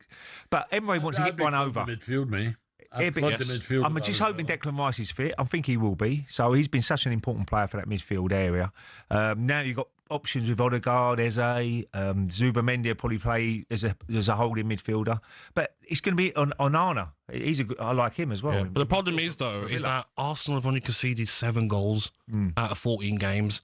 That says everything to me, right? I don't know if Saliba will be back. If he isn't, you might have to really get out that back two. Yeah. I don't know about Mosquera. I think he's out now. So whether Timber will play as a centre half, and then Ben White to stay right back. But Al, Ray, after watching Manchester United last night, I'm looking forward to a proper game between two proper teams on Saturday. Deary me.